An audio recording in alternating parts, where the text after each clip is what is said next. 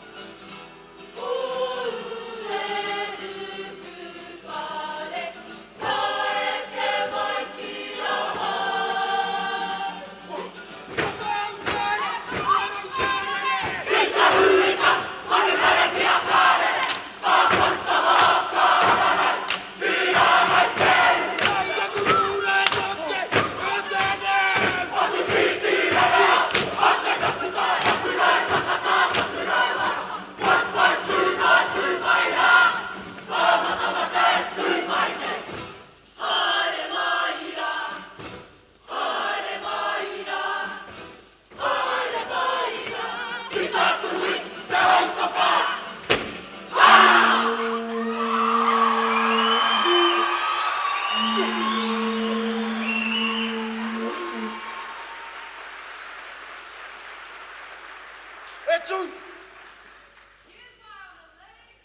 5 minutes.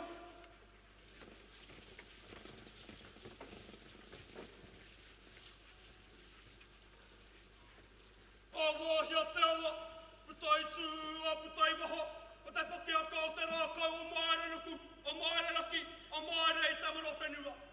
Iruka tāne, i raro tāne, paku paku tāne, rakahi tāne, no haka no ki ariki, hoa tuau e tāne ki uta, ko koia e tū. Kai kāri karehe, o te whare arohanu, e kui, e roka, moi maina. Koutou, e aku, raukahura. Koutou koini nei ki te hāwarua. Hare atu rā koutou kia nunui mā, kia rara mai te po. Haere, haere, hare atu rā. Tau wāra ki te po, tītoko mai ki te awaroa. Kei te ika mahi takata, ko whakarawika mai nei ki tā tātou kaupapa o te wā. E aku rakatira, e ka kai whakawā. Koutou te tira parawa, kua tau mai nei ki te tai o Ōtākou. Nei rā te reo, he waka Kłtuia, e mihi nei, e mihi nei, e mihi nei. Unutāie! Unutāie! Ko te waiana ke te auna, ko Ōtākou tini awa, e muri nei te whenua. E whakapara hakotia, e te kāwana. E ka kauni hera, e ka kai pāng. Koai nei, ko tā mātou whakahoki ki tērā huka. Nō reira, are pīkari maira. Tēnā koutou, tēnā koutou, tēnā rā tātou kato. Nā wai tai, nā wai e. Ko te wai te toto, te whenua, ko te whenua, te toto, te tā. Tiroria takua, tiroria takua. Ko te wā o oku tīpuna he.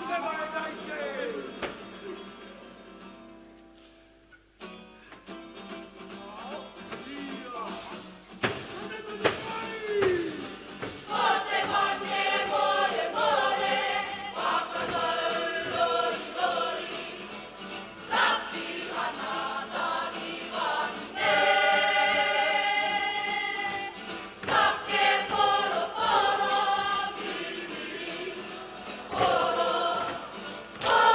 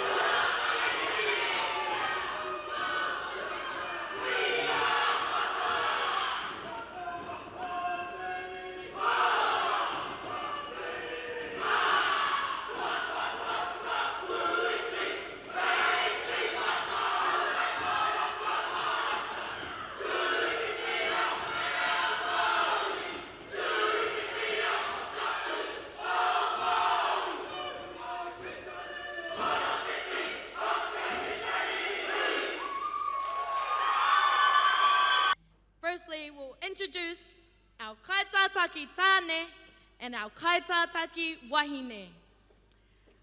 Ko kaitau te iwi, ko Sam te tumuaki ākonga o te kura tuarua o Bayfield.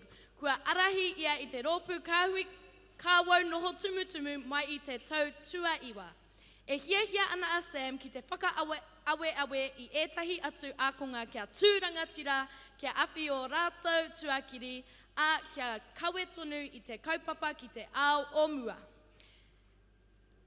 Ko tō tātou kaitātaki wahine, no Papua Nukini, no Hamoa hoki ia. Mia is proud to lead the rōpū and showcase the kāhui kāwau noho tumutumu to the region. Tēnā pakipaki mai e te iwi ngā kaitātaki o te rōpū nei, ko Sam Stoddart, rāua ko Mia McCallum.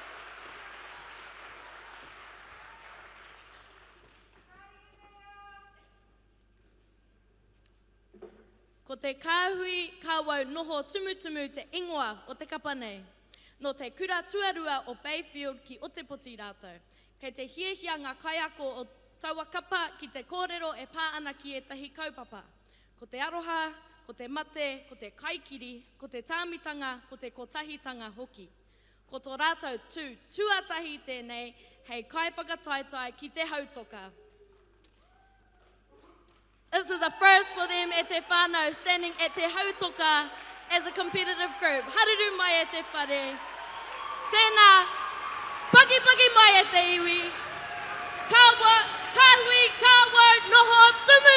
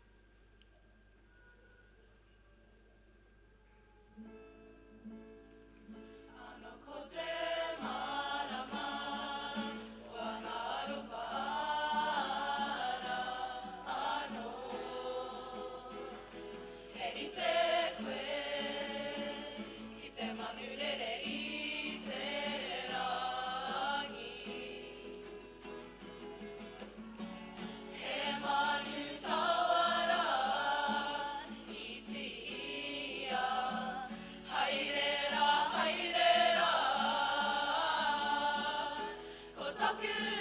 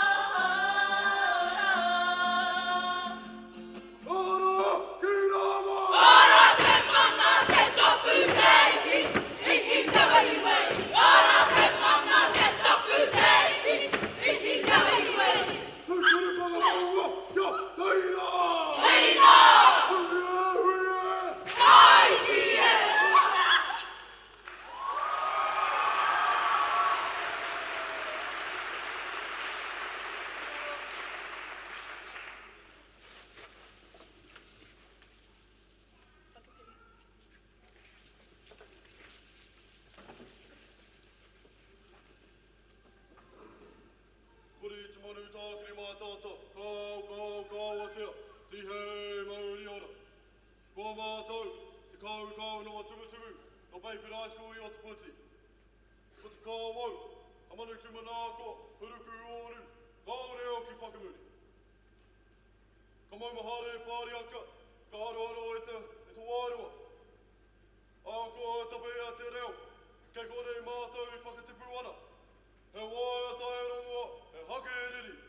Whakarongo mai, ki te kāranga o te kāwau, ki te pākinga mo te mana Māori. O atu turu whangamau kia teina! Teina! Huie! Taikie!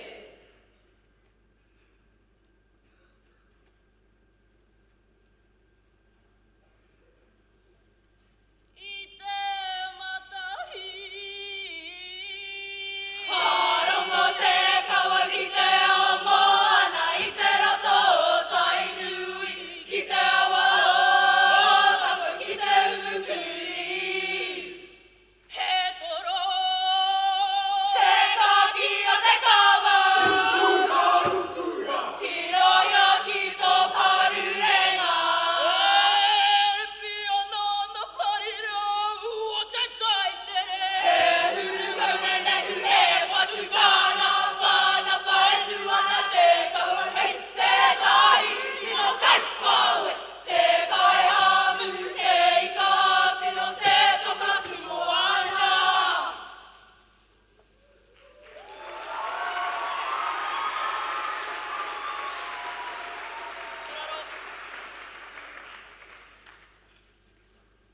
Inema.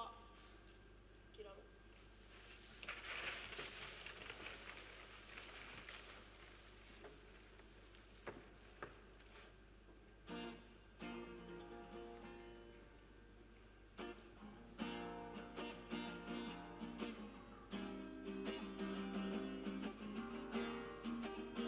Many men mai koutou wā. Ai.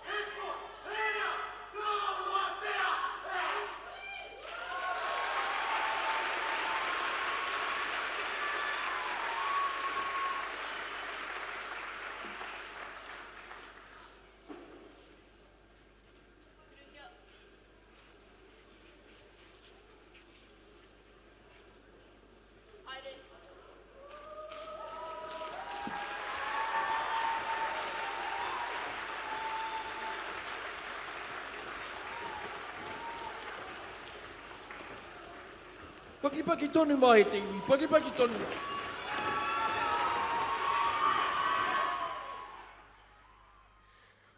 We are going to introduce our kaitātaki tāne, ko Crew Wilson, ko te kaitātaki wahine, ko Lily Kate Runga.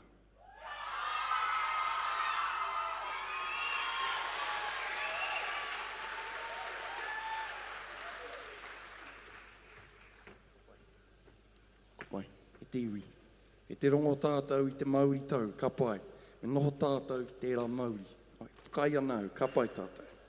I say that, but then I'm going to ask. Kuari te tātou. Kuari te tātou. E te whare, haruru mai, o te Kapa Haka, o wairua, pūhou!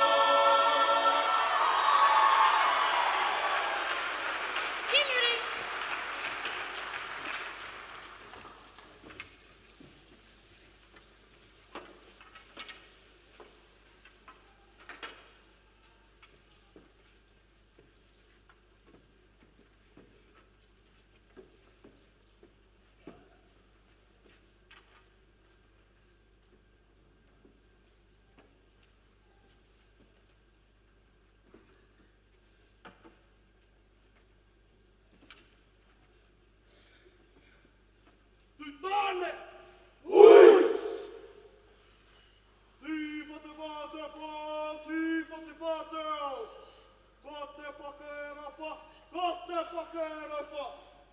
E a te au. E a te au, e wawara mai nei. E tū, e raki. Tāna ia mai e te pupu tāraki I ki uta. E tīkena atu e au te kātū. Ko ia te pau pakairo a kātū. E aku wairangi e ai. He au, he au, he au te aroa au. He a te hau e wawara mai nei. Tū āraki, tā kāraro. Hauraki, hauraro. Hau pūkere, pūtia, keretia, topatia, taku whenua. Pāpaho. Kakataka, kakataka, itia, taruku o te whenua. E te ui, te kauri, te whakakaru, ka te ana e te roro hipi. E te he parakarauka, e whiwaino. Pāpaho. Tuku tupurangi, tuku hauraro.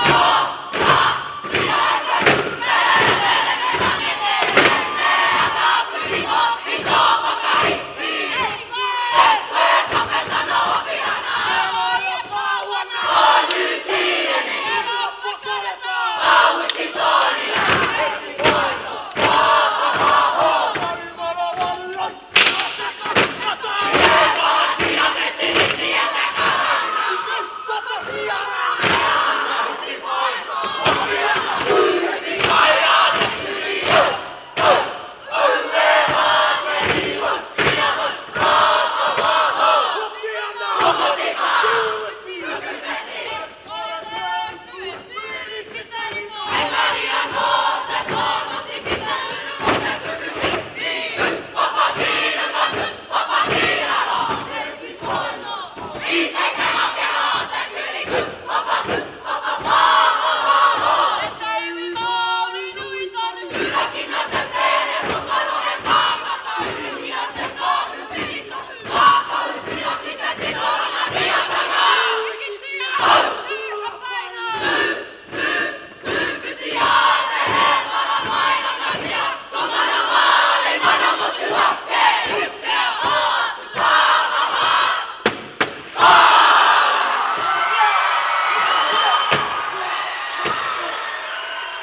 Kiranga.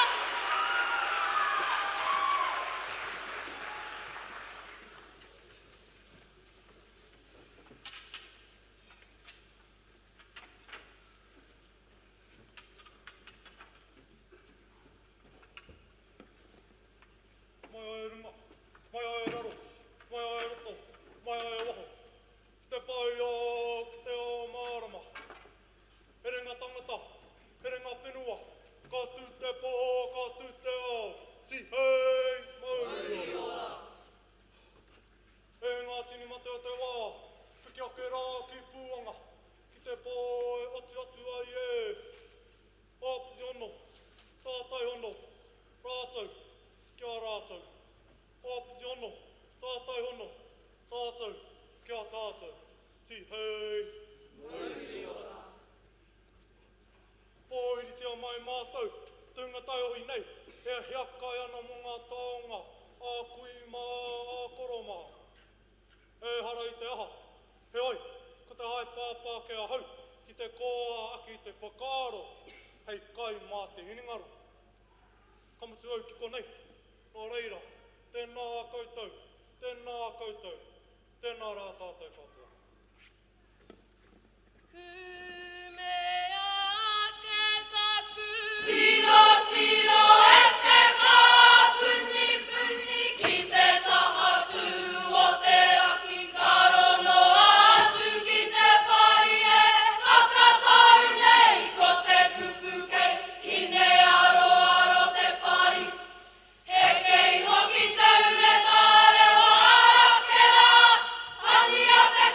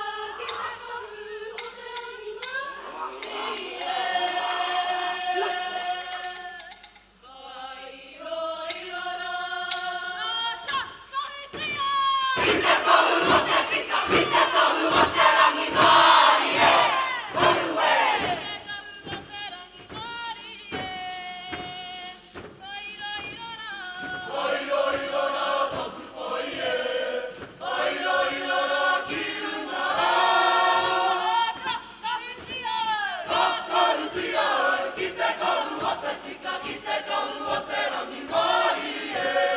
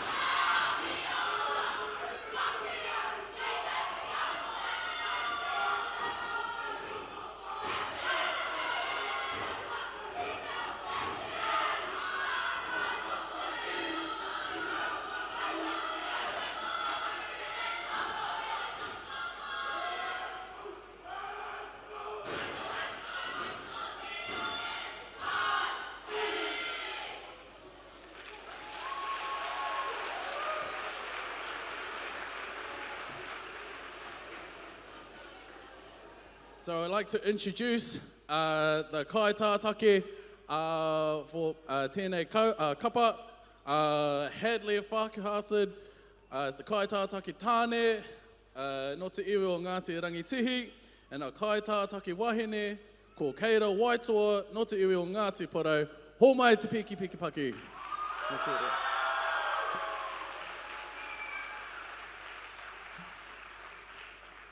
Tēnei te whakatau atu ki a koutou, introducing Ngā Ara Wai, a newly established Kapa Haka rōpū born in the heart of central Ōtākou.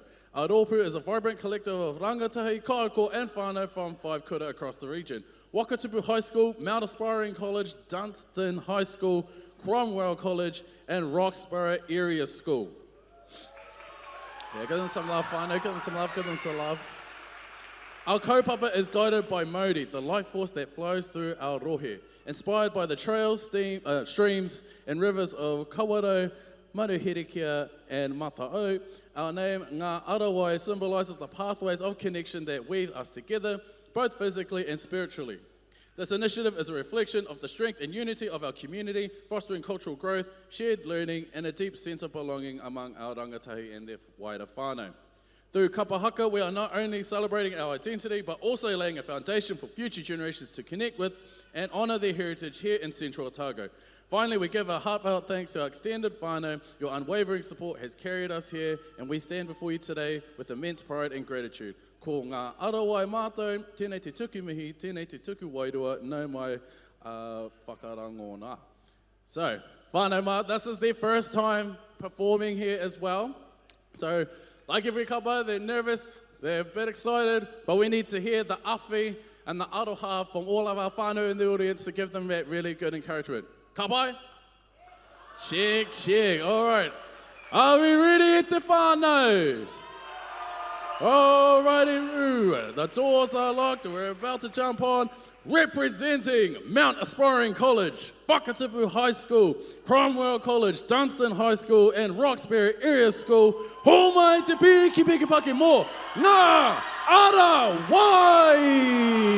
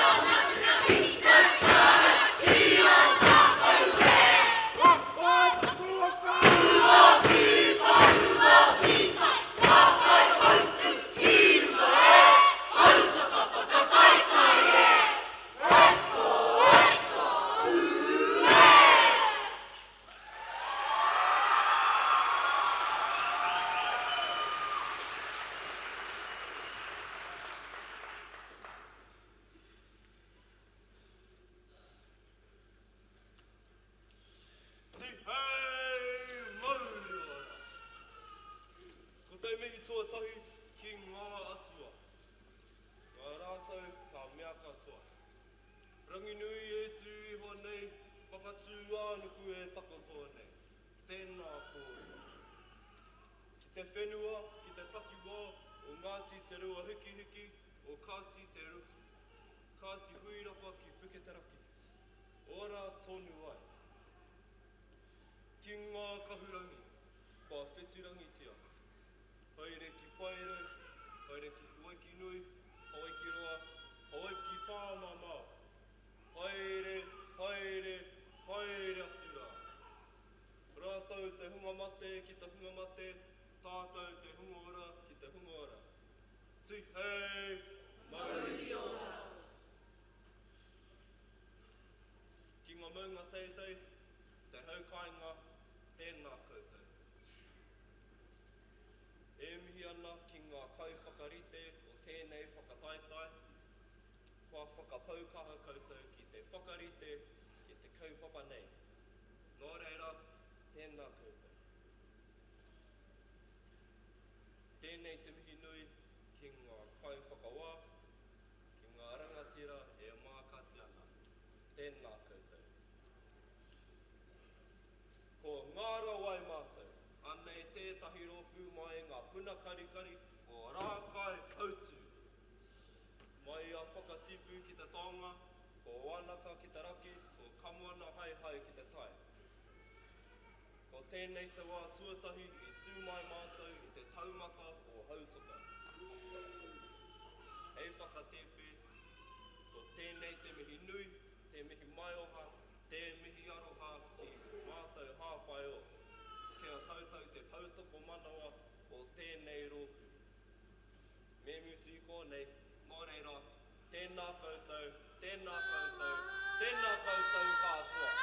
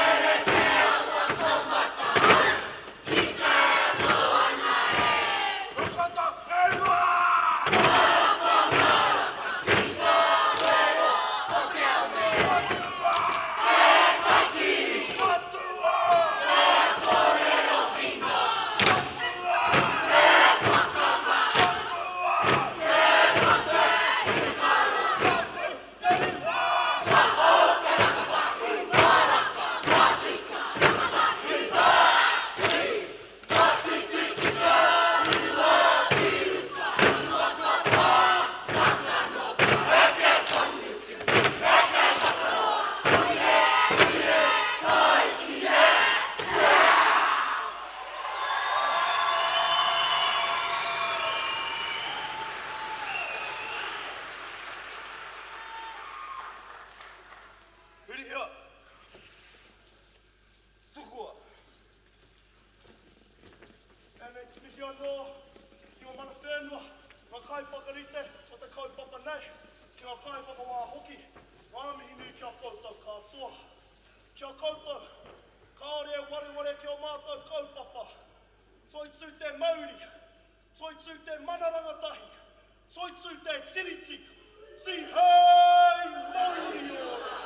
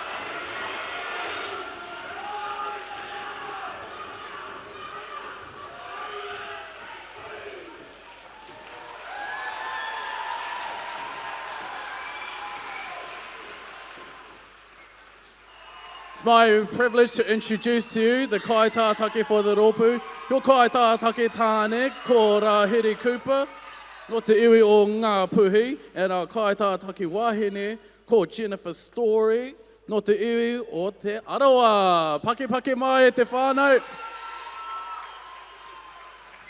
Mai e te rakatahi ki te rakatahi. Te Pauherenga is the new name given to the Southland Girls and Southland Boys High Kapa Haka. It defines the diverse iwi in each of the schools, and the kapa is the connecting pillar for them all, bringing them together under the marutanga o te ao haka. Majority of the members are new to kapa as well as to the Hautoka stage. The bracket is about our kai haka rakatahi ki te rakatira. Starting from the need to have a significant presence in our lives, our stance in te tiriti o Waitangi, and the fight we've had over the years to uphold te tiriti, and the broken promises that were never kept by the Crown. Special recognition to the kingitanga with the view on te ariki nui ngā waihono i te pō as a role model to our kai haka as rangatahi. Also incorporating the importance of working together. Ko te kōtahitanga through the wise words of Kingi Tuheitia to the Māori people. The different development stages of the kai haka personified through the different manu in our poi, from young children reflected by the ti rairaka to young men and young women in our kapa who will be future leaders, like the huia, the strength, aroha, and unity of the male and female in te ao Māori. Acknowledgement of the kai tahu iwi and the provisions many of our people who have travelled from afar to settle in Murihiku, with an emphasis on not forgetting where we come from, to finally setting the challenge to our audience to always remember where you are from, who our people are, hold on to our stories, our history, culture, and language.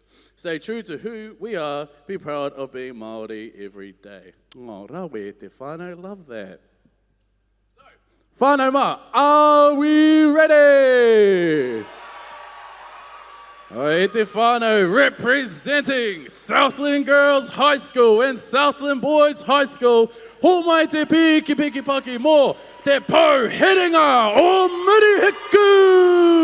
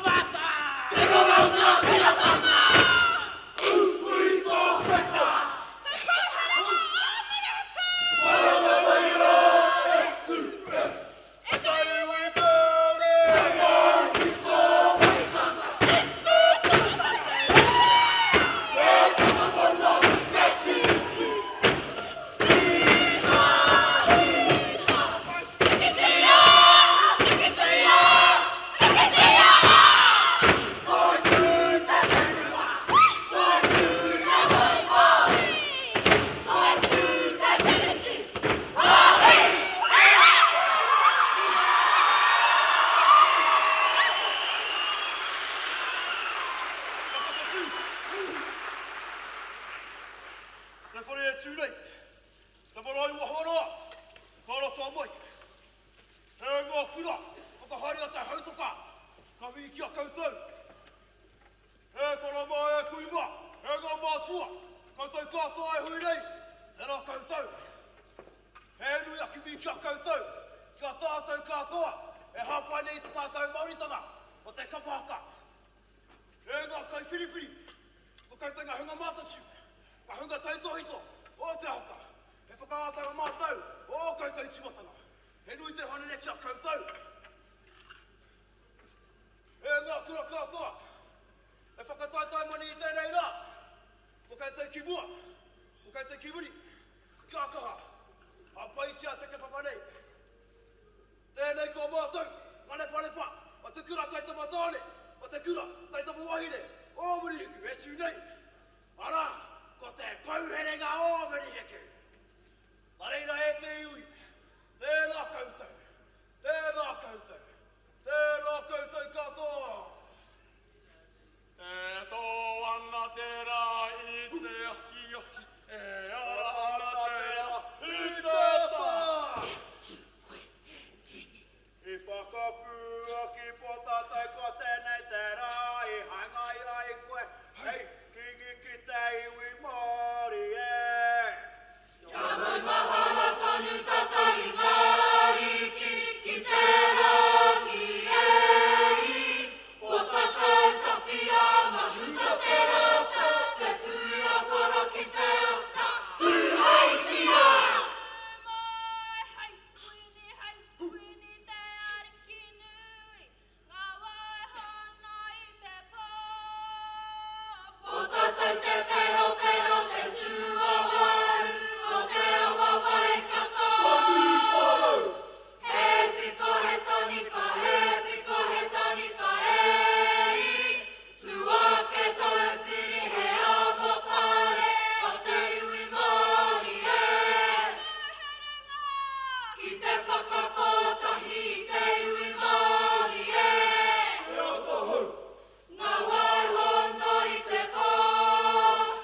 Hono i ngā awa, hono i ngā maunga, hono i ngā iwi, hono i ngā waka, hono ngā tāngata e.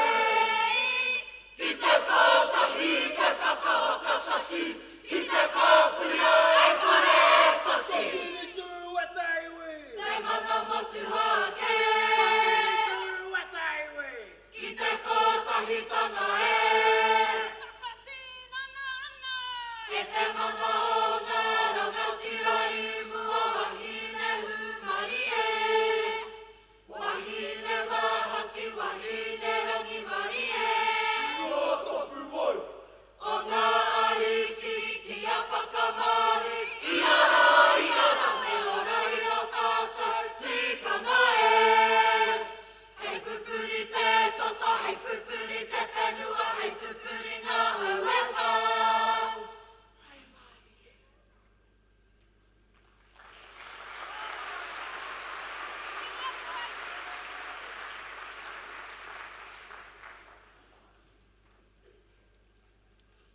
Aku manu tutu i te ata aue. E rere kauana e.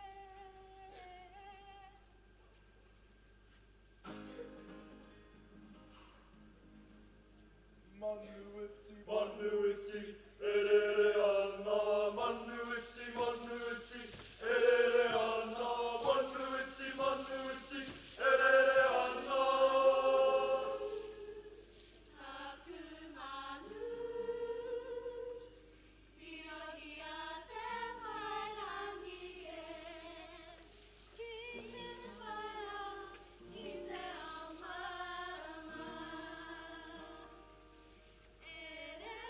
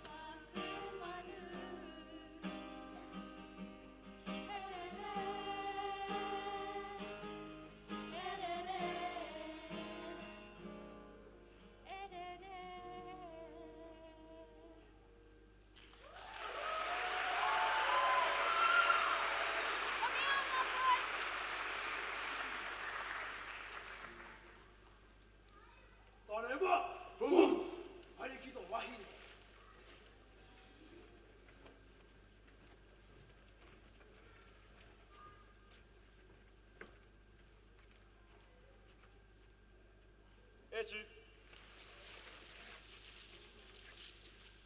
Kia rite.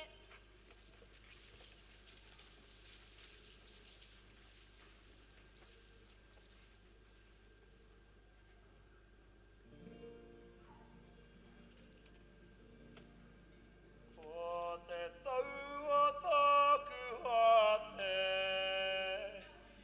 o marohi te aroha, me whakakota hira. Ko te tata te wate, ko marohi te aroha, ki arara i ara. Tahi, rua, tori whā! Te mare kura, te tihi Ōtākou ko koe, whakaihi te aroha, te kaha koroto i ahau, whakatata mai e te tau, mo ake ake tonu rā mo ake tonu rā. Ko te tau! Ko te tau Ōtākou ate, ko marohi te aroha, me whakakotahira, mo ake tonu rā, mo ake tonu rā. Tahi, ua, tari whā! E toku uri koe, ko se toku uri hau, whakaihi te aroha, nau rā te kaha e, whakatata mai e te tau, ko ake tonu rā, mo ake tonu rā. Ko te tau! Ko te tau Ōtākou ate, ko whārahi te aroha, me whakakotahira, mo ake tonu rā, mo ake tonu rā. Ko te tau Ōtākou ate, ko marohi te aroha, me whakakota hira. Ko te tata te wate, ko Marohi te aroha, ki arere i ara.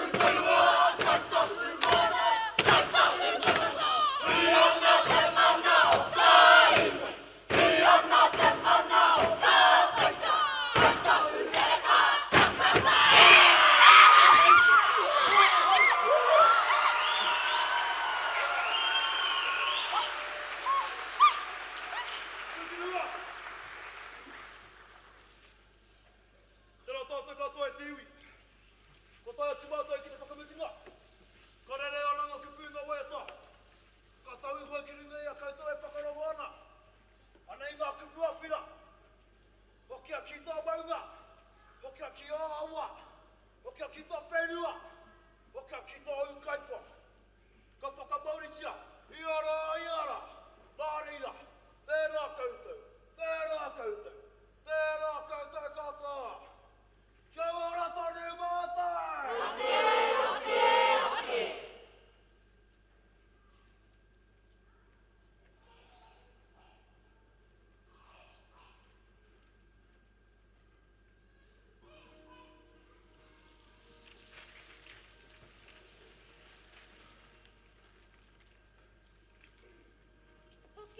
Ki o maunga, kia puru o koe e ngā hau.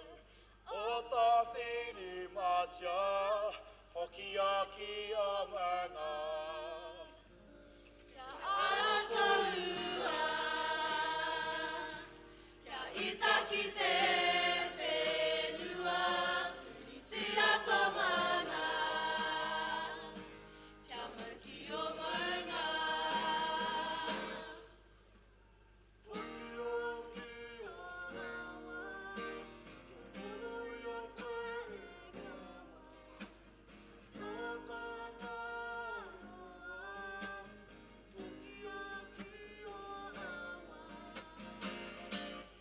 I te taitonga, ki te taitokera, mai a i ngā waiora, kia mau ki o awa. Hoki tō whenua, kia tukui i te aroha, o popo tua nuku.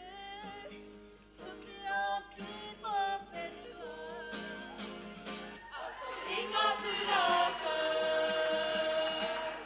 tiki te wairua, whakahihiringaka, kia mau ki ukaipo.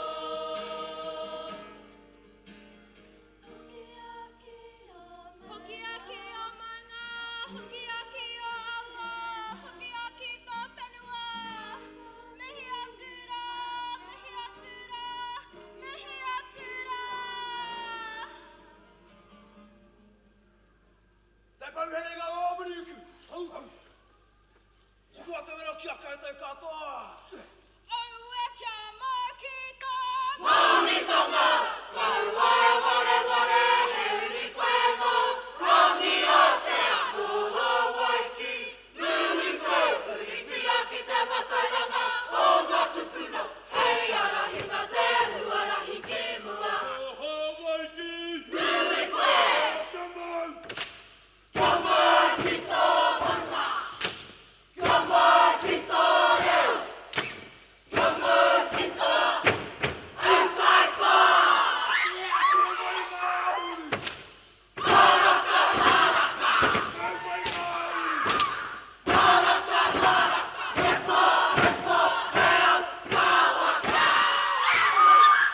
O te te whakamaua, kia taina!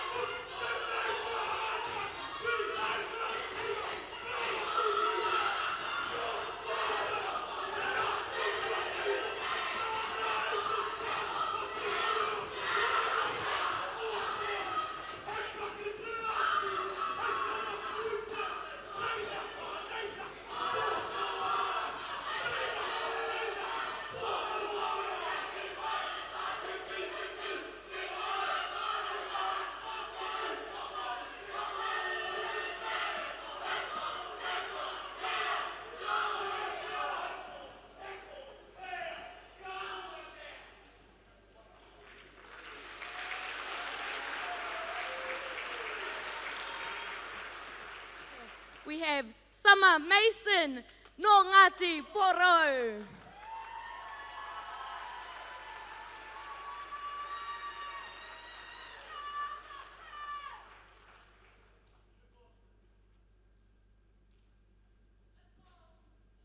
Tēnā kōrua.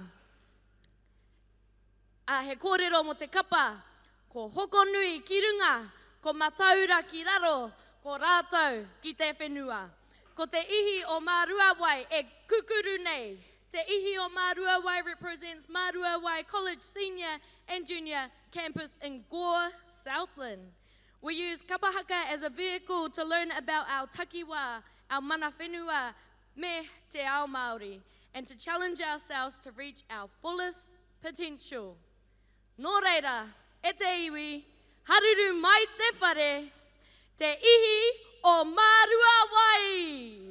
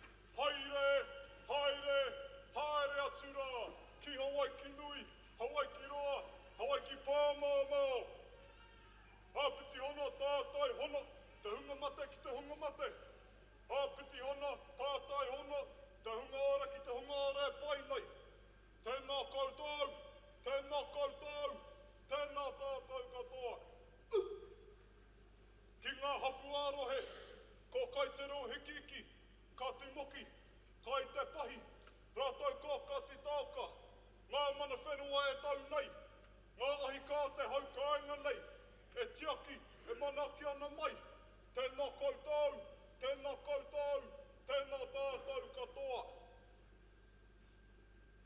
Ki ngā ringa raupō te kaupapa, I mahi a koutou, te mahi uaua, kia whakatū ai mātou ki rungi te whātārangi nei. E mihi ana ki a koutou. Kai taku ariki kuini, ngā wai hono I te pō potatau te whero te toa waru. Tēnā koe e noho mai, rārunga u te ahurea o tapu, o a matua, o a tūpuna. Rire, rire, hau! Hai marire. E te pai whiri o ngā kai whiri, e hikaka ana mātou ki te mahi I ngā maika pāka o te ngā hau o koutou katoa. Leira te mihi, leira te mihi. Nā reira, me rere te pātai. Ko wai e nei, hunga whanoke e tuake nei. Ko mātou ngā tapu ai, mai te whenua maike kei raro a hokunui. Nai a mātou, ko te ihi o ngā rua wai. Ka matua taku paupau. Titiro mai, whakaroku mai ki a mātou mahi. Tēnā koutou, tēnā koutou. Kia ora tātou katoa e tau ana. E rere mataura. He aua rakatia, he taura, he re kakaka. Tā he taura, he re ka whenua, he taura kuku me kai. Kutuna I marua wai. E hate kai. Ko te tuna kana, kākahi, wai taura, aha atu. Kura kai ware. Te kai ki uta ko te weka tino reka whai a te awara tāwito ki te pai ono ko mai. Aka tūmato, au he te makari e. Hoki mai ki tā. Marunka mō ki he rere tahaku awa ki te taha o. Wai kai o, wai meha o, tamatea wai. Kākahi, marunka, wai kanga, wai munu, mimihau. Mokare te ei. Me ka wahi motu hake. Ko te au nui piha kana, te mauri hoko nui tākata me te pai o tuturau. Kaitau ei! Wai tiki wai tā. Ko tau tapu mō ki hiki te taha o, te ara whene a kiwa. Tiro atu ki o whanau, ka ki te motu raka tiro o ruapuke!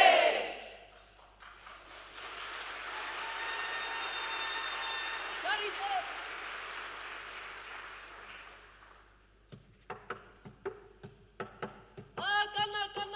Kani piharaura nei. E taka! Taka tawhito hi! Kani piharaura nei. E kai! Mahi ka kai!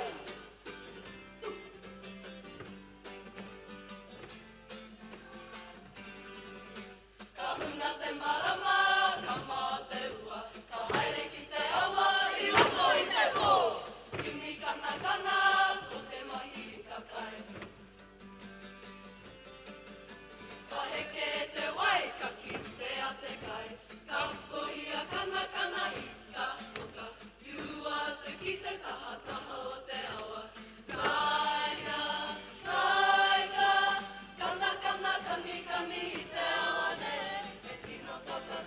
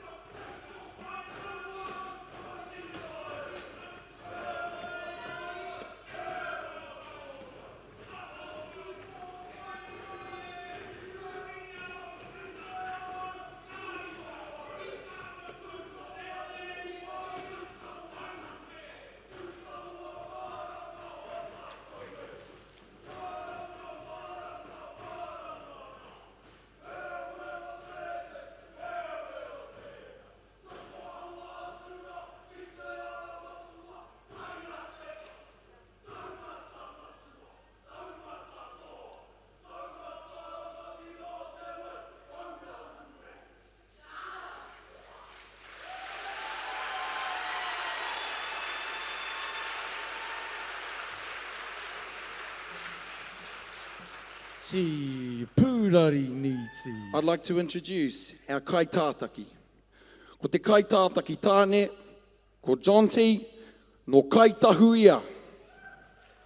Ko te kaitātaki wahine, ko Lula Josephs, no rangi tāne, me Ngāti Maniapoto.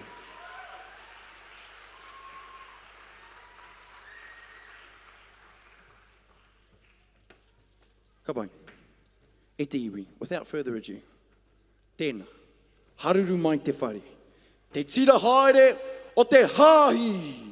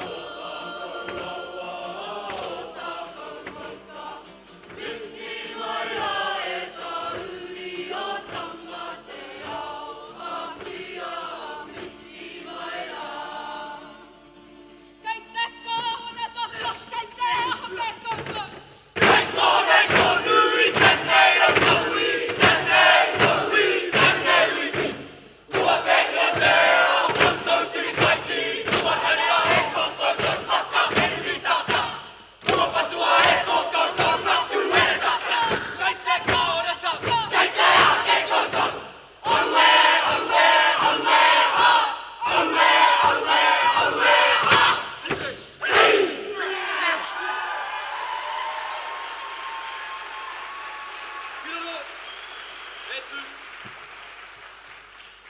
Whakawhiti.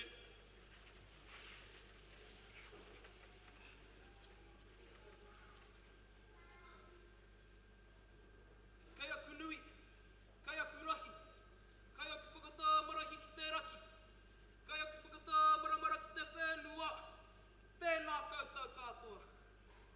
Kia koutou tini mauka, mea koutou tini awa, nei te reo rāhi reo kai te rewi hiki hiki ki a koutou katoa. No reira, nau mai, haere mai. He tika hoki kua karakahia ko karu atu ki te pō. Rātou kua karakahia, e tahu kūmea, e tahu whakairo ki te whare o pōhutu kaua. Kia koutou kei tua te arai, e moi, e oki, e tau. Āpiti hono tātai hono, rātou tuhukamate ki a rātou. Āpiti hono tātai hono, tātou tuhukaora ki a tātou. No reira, te hukaora, te urupā rātou mā, tēnā koutou katoa. Ka huri taku mihi ki a koutou te whai whakawā. Koutou ko kanapu mai i oku whatu. Mo te rere o te takata, kaori tu atu ki a koutou. Nā reira, kei te hui ka tūtara kau e ka kua rukuruku mai nei. O nei te tira hāreo, o te hāhi, perehi pitiri ana. Ko kora ma tēnei, ko makarena hoki tēnei. Ka whakamano atu nei ki te mārea. Tēnā koutou, tēnā koutou, tēnā koutou katoa. Kei takureanga, ka rongo mai rā. Tino toru atu o mohau, te tira wahanu, te tira moke moke, te tira mōriro riro e. Whakarohi a mai. Whakarohi a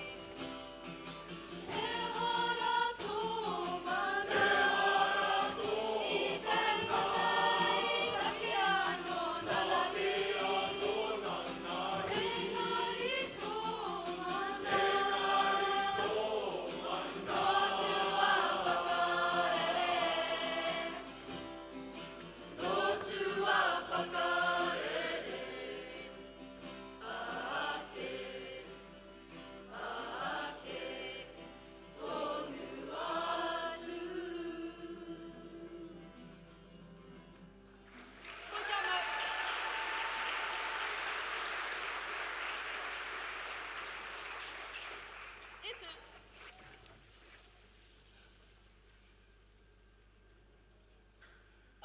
Katakura korama, tenna kiarite, Anna konerite ho! Katakura makaranna! Tenna kiarite! Anna konerite ho! Tettino haino te oi! Tenna takahia! Tenna takahia! Tenna takahia!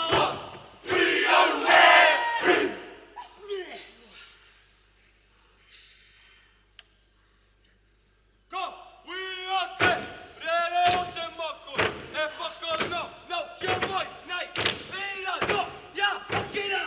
Wana! Te puke! O te tawata maori kanakura! E nururu ki te papa! E nururu te whenua! Ia! Au! Wana! Aue hahu!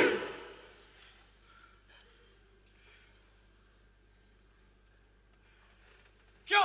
Ronga! Hakera! O te mata paiti! Kia whakatonui o mai! Nei! Te! Terakia! Were were e! Wana! Te whenu! Ko ia tai te marama! Mehe motu whakawanga! Ia tu piro piro! Ka tai paripoti! Ka tātu te manawa! Kai! Kai! Eapa! O te mata! I te mata o te whenua! Kai! Kai! Eapa! Ke te mata! I te mata o te kanohi! Wana! E taringa ki turua! E ta mata! Ka e! Yo te! Te puhari! Te koko! E kore kore raua!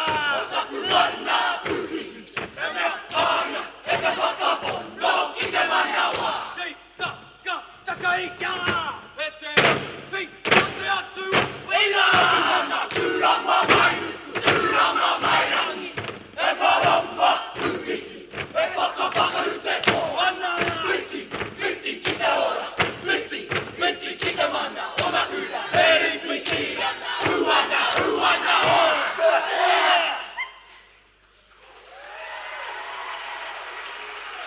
Kiraro! Tukua!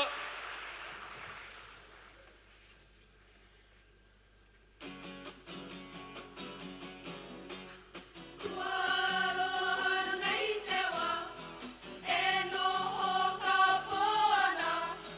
Mātou i te ringa tātami! O te okati, Ua mai! O karu! A kaua e noho i te wha!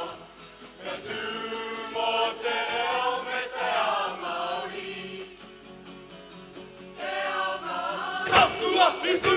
Taha taku mataki! Ko ka mo te uru! E wata wheke! kuaroha nei te wā, e noho ka poana. Mātou i te ringa tātauri,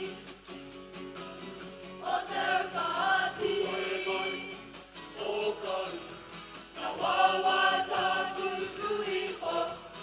O kui o koro mai!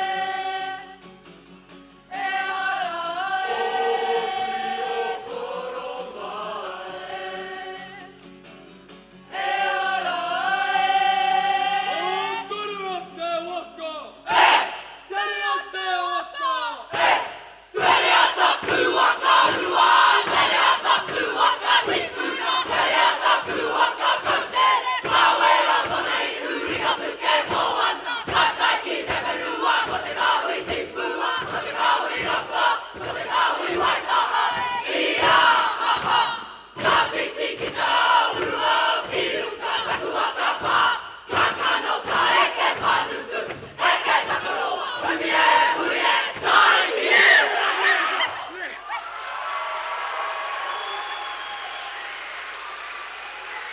Kiraro! E tū!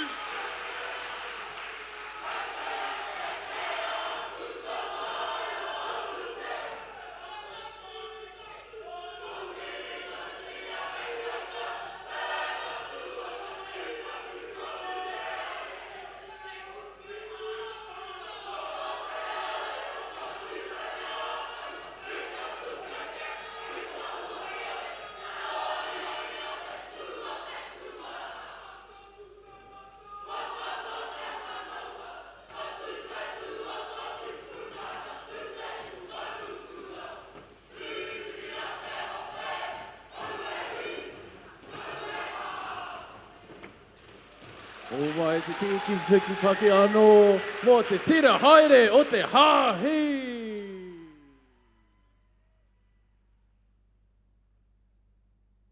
Te kaitātaki tāne, ko Sean te Theory Curry, no te iwi o Tainui. Te kaitātaki wahine, ko Chloe Savage, no te iwi o Ngāti Raukaua me Ngāti Tonga. Hō mai te piki piki paki. Nakau.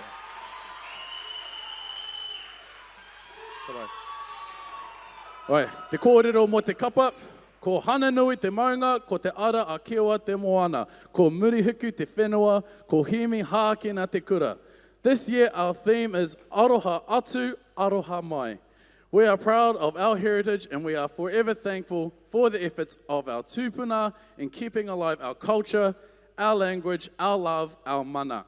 We also celebrate the Bluff Marae and Te Rau Aroha's 40th year anniversary. Mauri ora e. Well, e te whānau, let's not keep you waiting any longer. Representing James Hargest College, hō mai te piki piki paki mō, Tianara Hākena!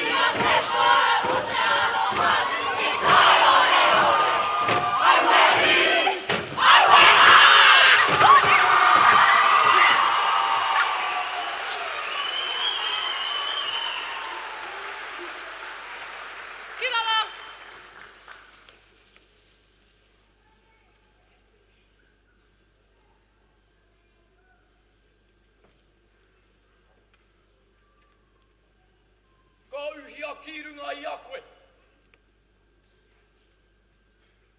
Ko tēnei te riu o te aroha. Kia tau te mauri. Kia rere pai. Kia ora te reo. Kia ora te mauri. Taku ku mara moke, moke. E rongo nā te marama, tane tipu mara moke, moke.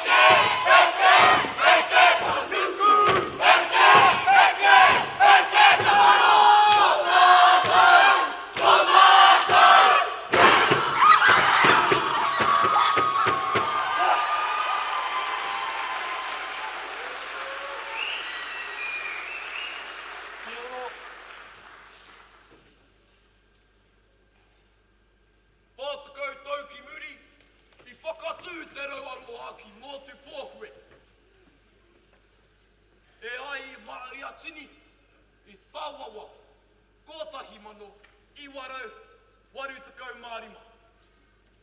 Ko te mea nui. Ko te aroha. Ki ngā iwi kāpua, whakaputa atu, ki te ao. Ko aroha.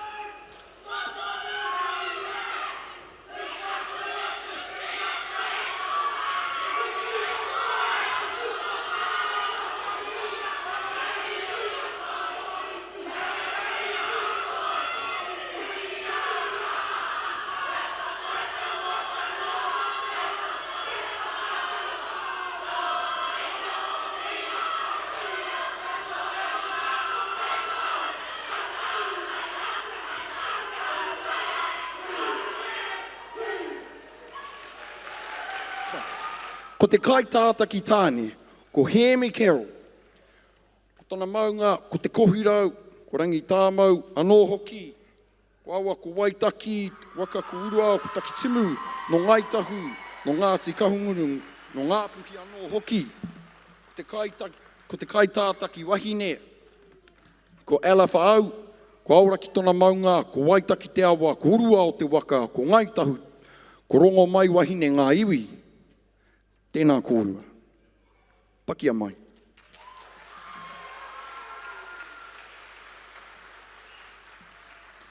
Ka pai. Kuri te tātou.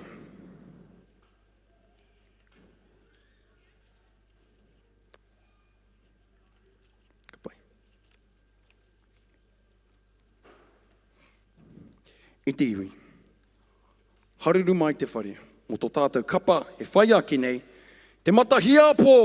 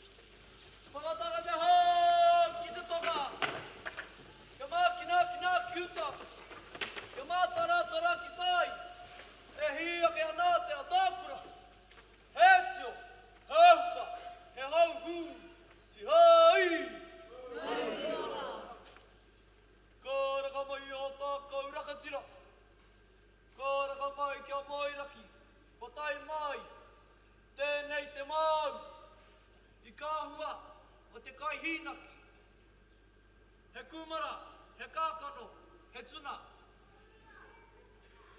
Nei rā te mihi ki a koutou katoa, e te iwi ko tai mai nei, ki te whakanui i tēnei kaupapa. E ora ai tō tātou ahurea, me ngā mahi arehia. Anei mātou, ko te mata hiapo. Te kaupapa ātā mātou tū. Ko te mahinga kai, me te urunga mai o matariki, e kai na muake nei. Nō reira, tēnā koutou, tēnā rā tātou katoa. Kai o te pō, te timataka mai o te oia, tataka mai o te atua. Nā te pō. Nā te pō o te ao marama.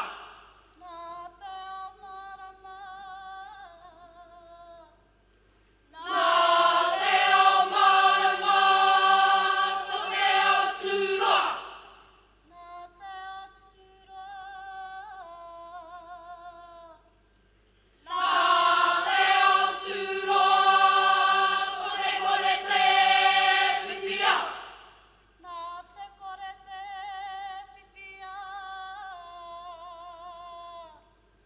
Nā te kore te pipia ko te kore te rawea. Nā te kore te rawea. Nā te kore te rawea ko te kore te tāmaua. Nā te kore te tāmaua. Nā te kore te tāmaua ko te kore mātua. Nā te kore mātua. Nā te kore mātua ko te māku. Nā te māku. Nā te māku ka noho ia wāhora nui Aotea. Ka puta koraki. Ka noho raki ia whaharua te pō. Ka puta koraki e tūrei. Au raki matatu. Nō reira, tēnā koutou, tēnā rā tātou katoa. Ohia! Nāpai!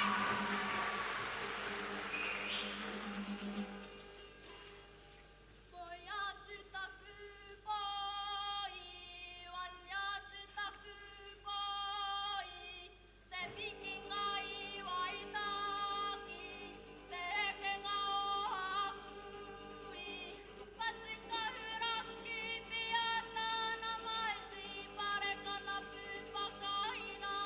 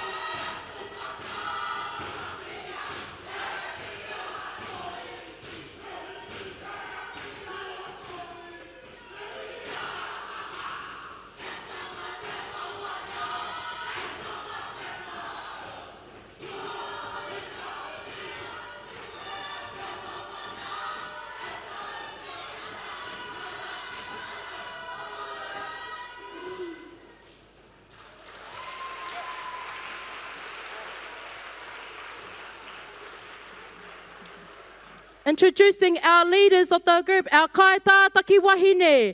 Our kaitātaki wahine, Tinaka Brown. He uri tēnei no te aupauri te aitanga mahaki me Ngāti Maniapoto. Ko te kaitātaki tāne, ko Kiriwai Komene. He uri tēnei no Ngāti Porau te whānau arua taupare.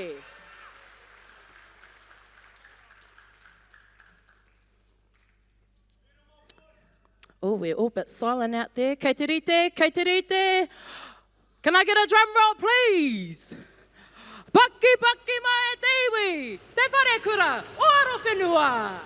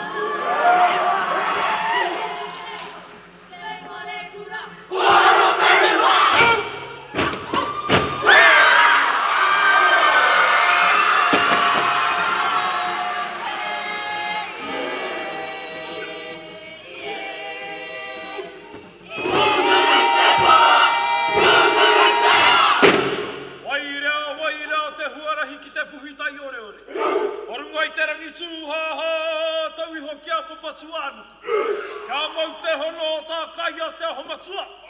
Titi a te mauri tū, titi a te mauri ora. Hauie, hauie! Hauie! Moi te wairua tai te mauri ki tōna ngana taua kene. Hauia tai ki ora ki wairua. Amai tu pata tu puma. Ai te mirai tō. Era ki ta puma tu. Ara, kera parue. Te pare ho e tūlei. Ki rata. I te patu wata wata. Ai a huru. Mawai. Mō te hui putu. Te mea whakahiwe ka. Te aroa te ngāwi te iho. Te tawa uho. Te rākau kawa ai. Te pōra. Ki te pokawai. Ki te mautoro. Me tua kairau. Ai. Mera we te tīpare ki te waruaia. Ki te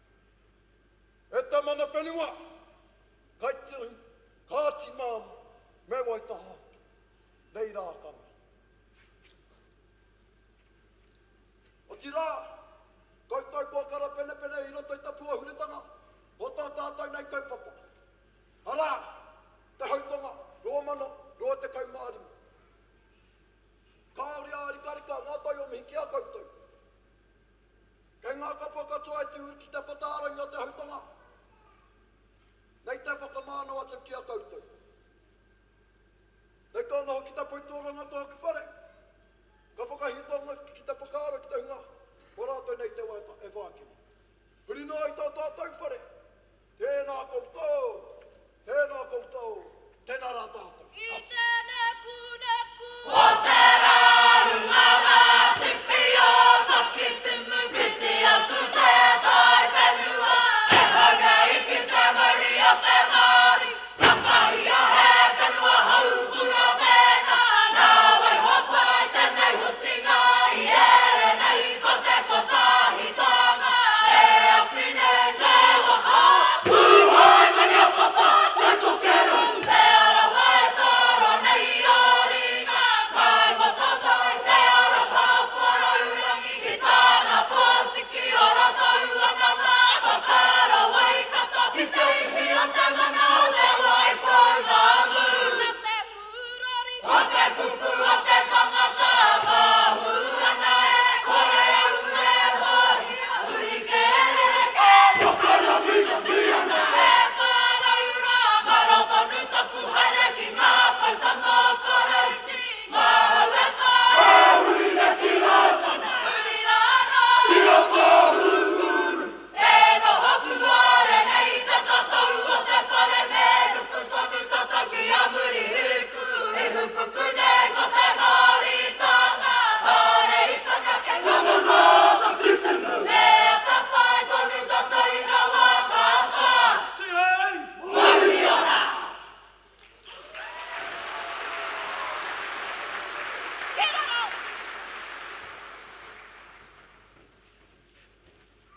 Tau hokai ake.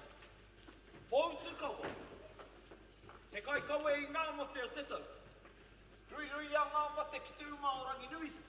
Ki reira rātou whiturangi te ai. O te wea te e whai ake nei. He mai mai aroha. He whakamaumaharatanga ki ngā raukura. Wariro ki te pūtahitanga o rehua. Kei a Kłtuia kana. Kei a Kłtuia. Kei a kukākahi whakairoiro. Kei a kumotai ka hotea. Kua haua nei i te kupenga o tara mainuku. Anei, ngā mangainga o te wharekura o aro whenua. E tangi tonu atu nei. E tangi tonu atu nei.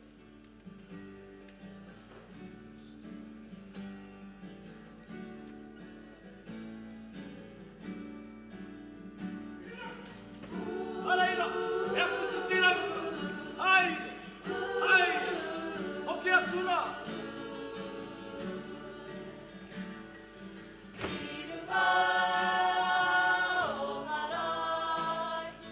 Te ono tamaenga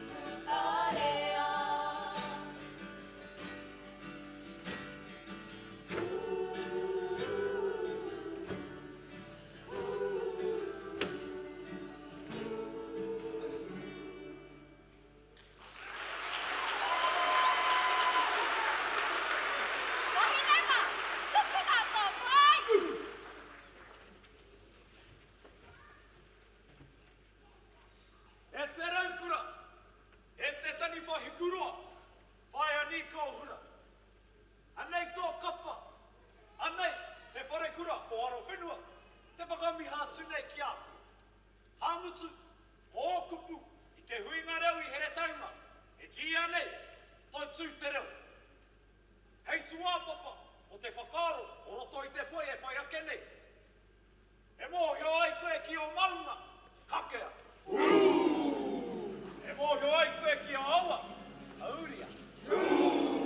E mōhio ai koe ki o marae, whakakoitia. E mōhio ai koe ki o iwi, tēnā, hokia.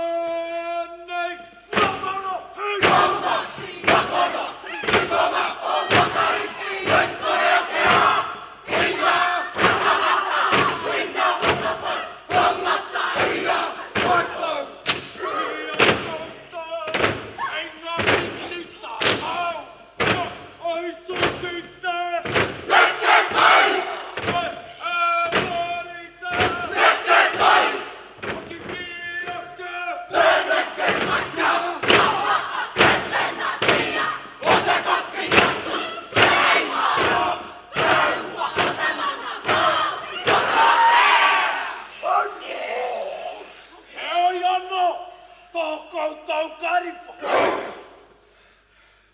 Atsura kipare.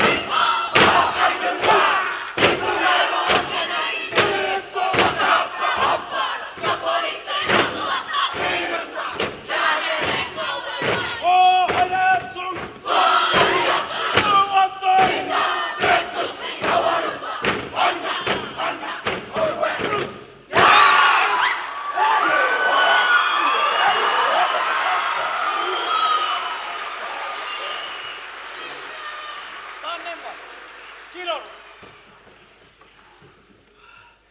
Mo te pautuarongo o aro whenua, tēnei e whai ake nei. Ara, o neni ri parata wainu.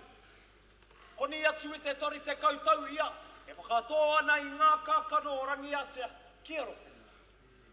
Mai rāno, te whakatūperatanga o te kura, kaore i arikiriki ngā haipupa. Tumua ki mai, kai wai hangaraumi mai, kai taraiwa pahi mai. Kai whakahaere Kapa Haka mai. Kai whakahaere roa iho. Aha mai, ko tōna rangatiratanga, kōna pukenga, i heke ihoa ia hine te iwa. Ringare he ake nei ki ngā mahi o te wharepora. Nāna no hoki, ngā kākohu o te Kapa Haka i whatu. E kui, kua whakairingia ake e koe tō pōtai. Kua whakarerea e koe tō pene whero. Kua noho rewa o waiwai. Kua tukuna tō manawa kia ngā. Hamutu, me te tika, kia pāreka te ritaiatanga. Engari, kai ngia tonu tia i o mātai taringa. Nō reira, neniri, heru mai ana te tai, pakora atua no te tai. E korera wātu nei ngā mihi o te wharekura o aro whenua, e paku, ore. Me aku mihi e mimiti, i a koe e riparata e.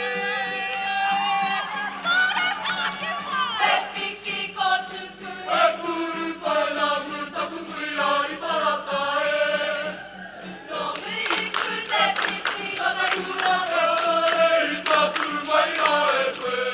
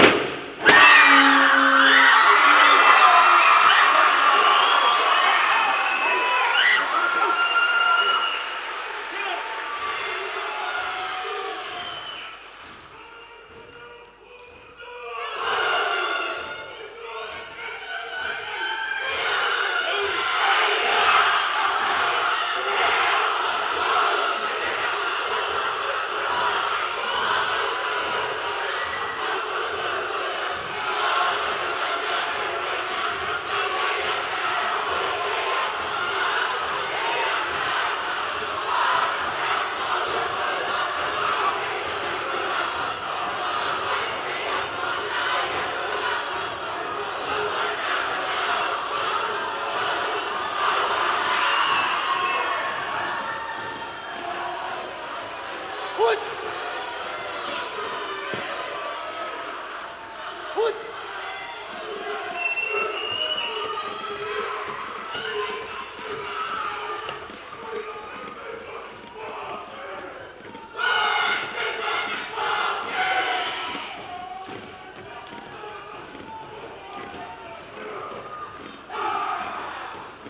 So introducing first, the kaitātaki mō tēnei kapa.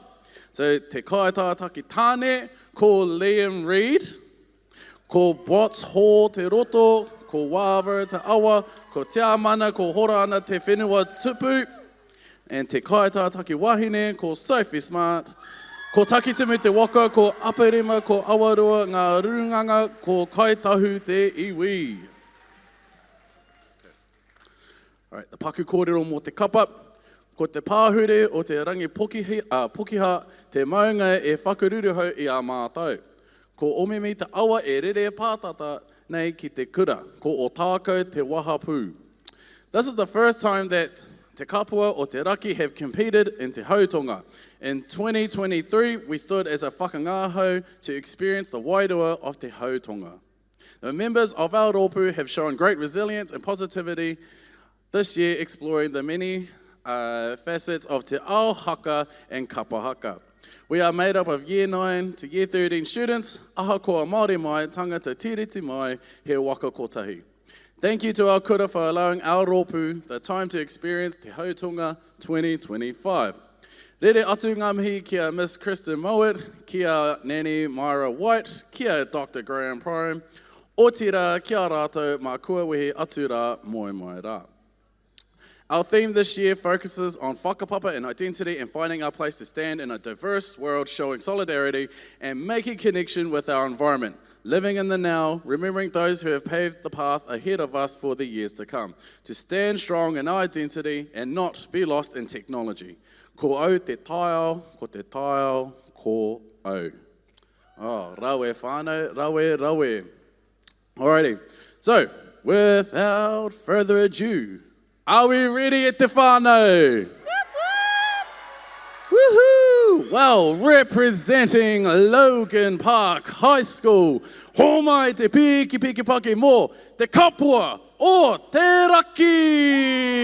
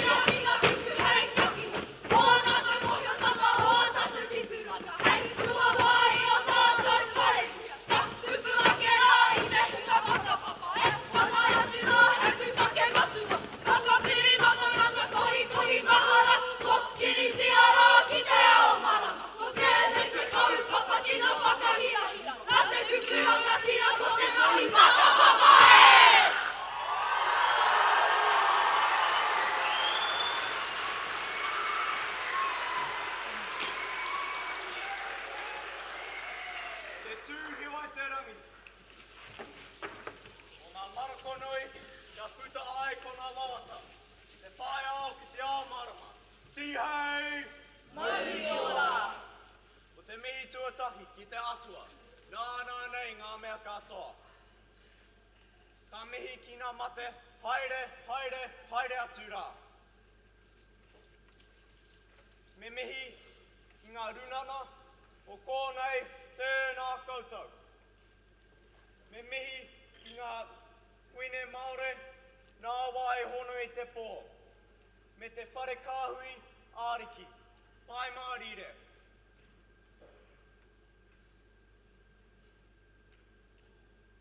Ki ngā kai whakahaere, kai whakawā, ngā ringa raupa. Tēnā koutou. Ānei mātua te kapoa te raki. Me mihi aroha ki a koutou katoa.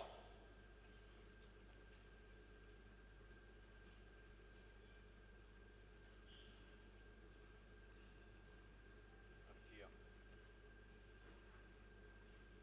Aroha ki te rangi, aroha ki te whenua, aroha ki te tangata, aroha ki a tātou katoa, te kapoa te raki, mauri ora!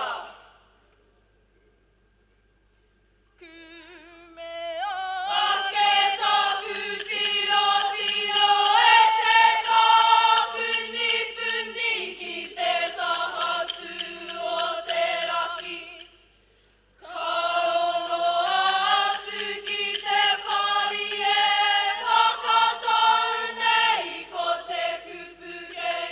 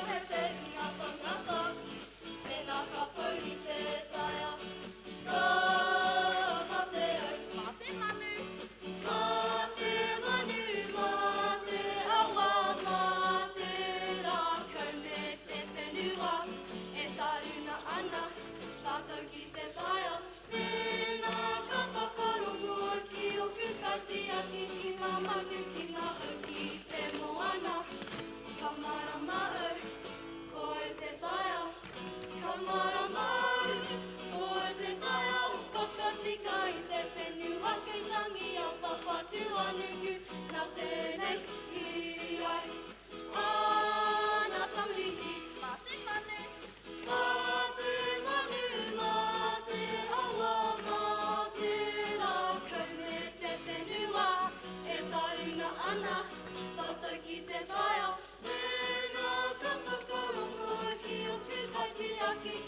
manu ki ngā hau ki te moana. Ka marama au, ko e te taia. Papuku te rai! Papuku te rai, mahi kai! Kātahi te kara ki o ngā hauma takapaka. Ka taia e kwete i te pau. Ne piki ake tātā te whakapai.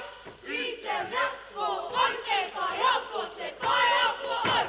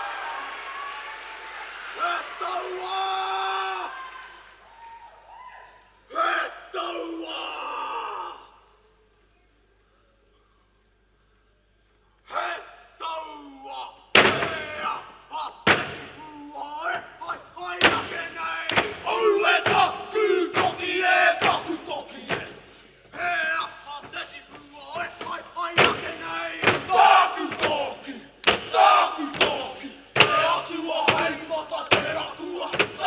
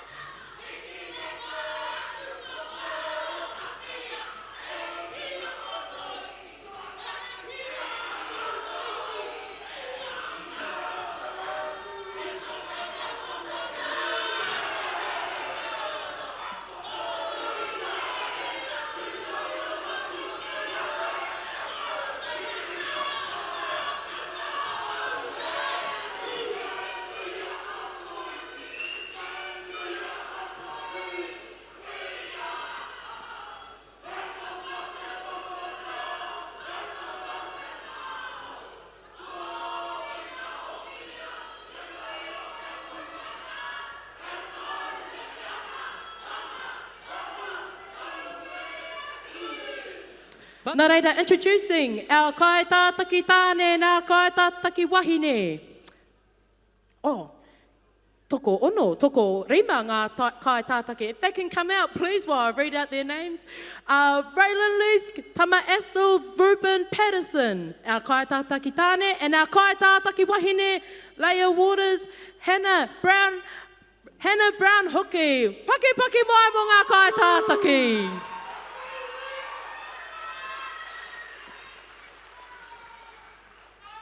Mihi mai, mihi mai.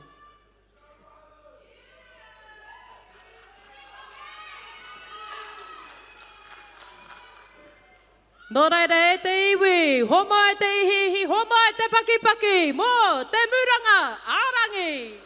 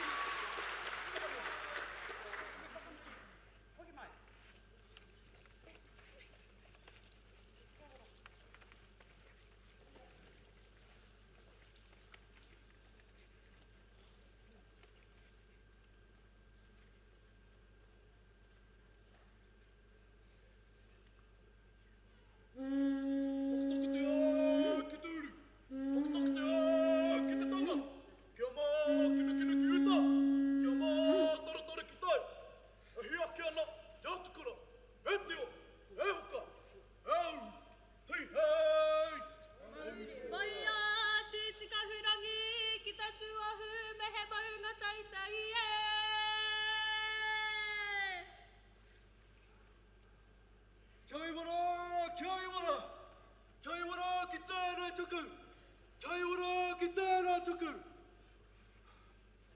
He pupu wana hoki. He wawau wana hoki. Tā rewa tū ki te rangi. Jau, jau eke. Eke pānuku, eke tangaroa. Ko te muranga rangi. Kia rite. Kia rite. Takahia. Kiahi wara ki tēnei tuku. Kiahi wara ki tēnā tuku. E ka pū ana hoki, e ka wau ana hoki. E me kāre watu ki tēnā. Ki au, ki ake. Ko te mūranga rangi e ka muru nei. Ia, au, wairua. Ko te mūranga rangi e ka muru nei. Ia, au, wairua.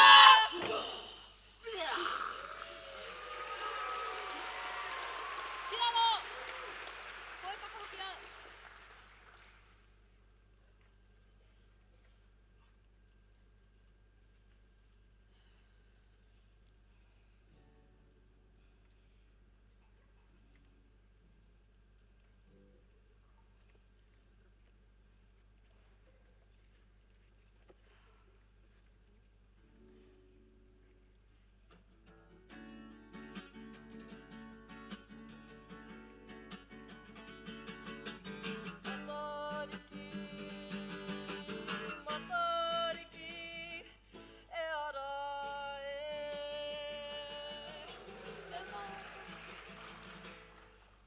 Te mātahi o te tau, te kohinga whetū I te umao. Te rangi nui, e pia tata mai ana, whakatata I te rangi, e tohu ana I te tauhou Māori e. Anuku, ko tuku arangi, ko waiti waita. Waipuna rangi, ururangi e.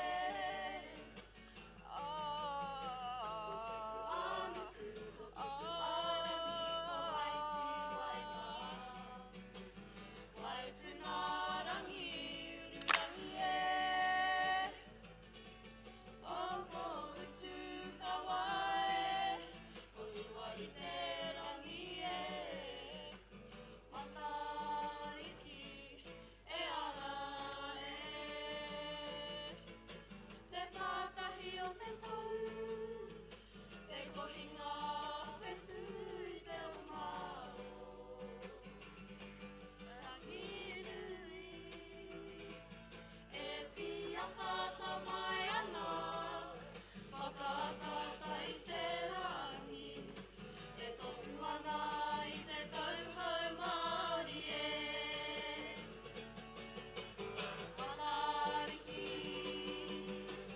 Matariki, e ara e.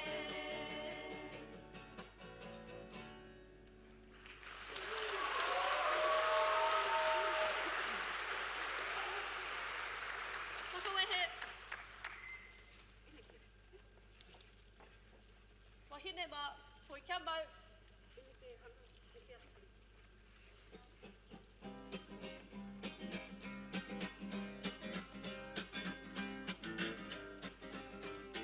Tēnā I whiua.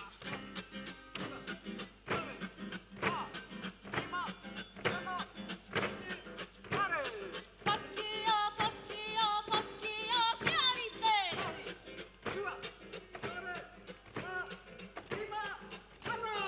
E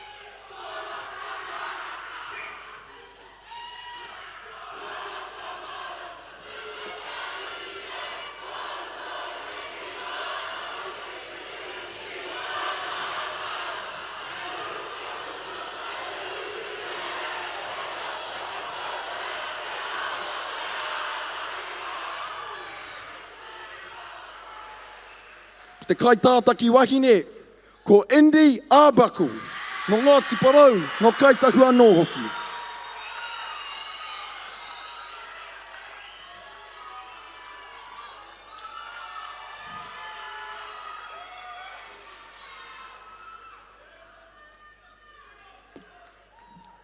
E te iwi, tō tātou kapa whakamutunga o te rā, tēnā, haruru mai te whare, te kapo mai tawhiti!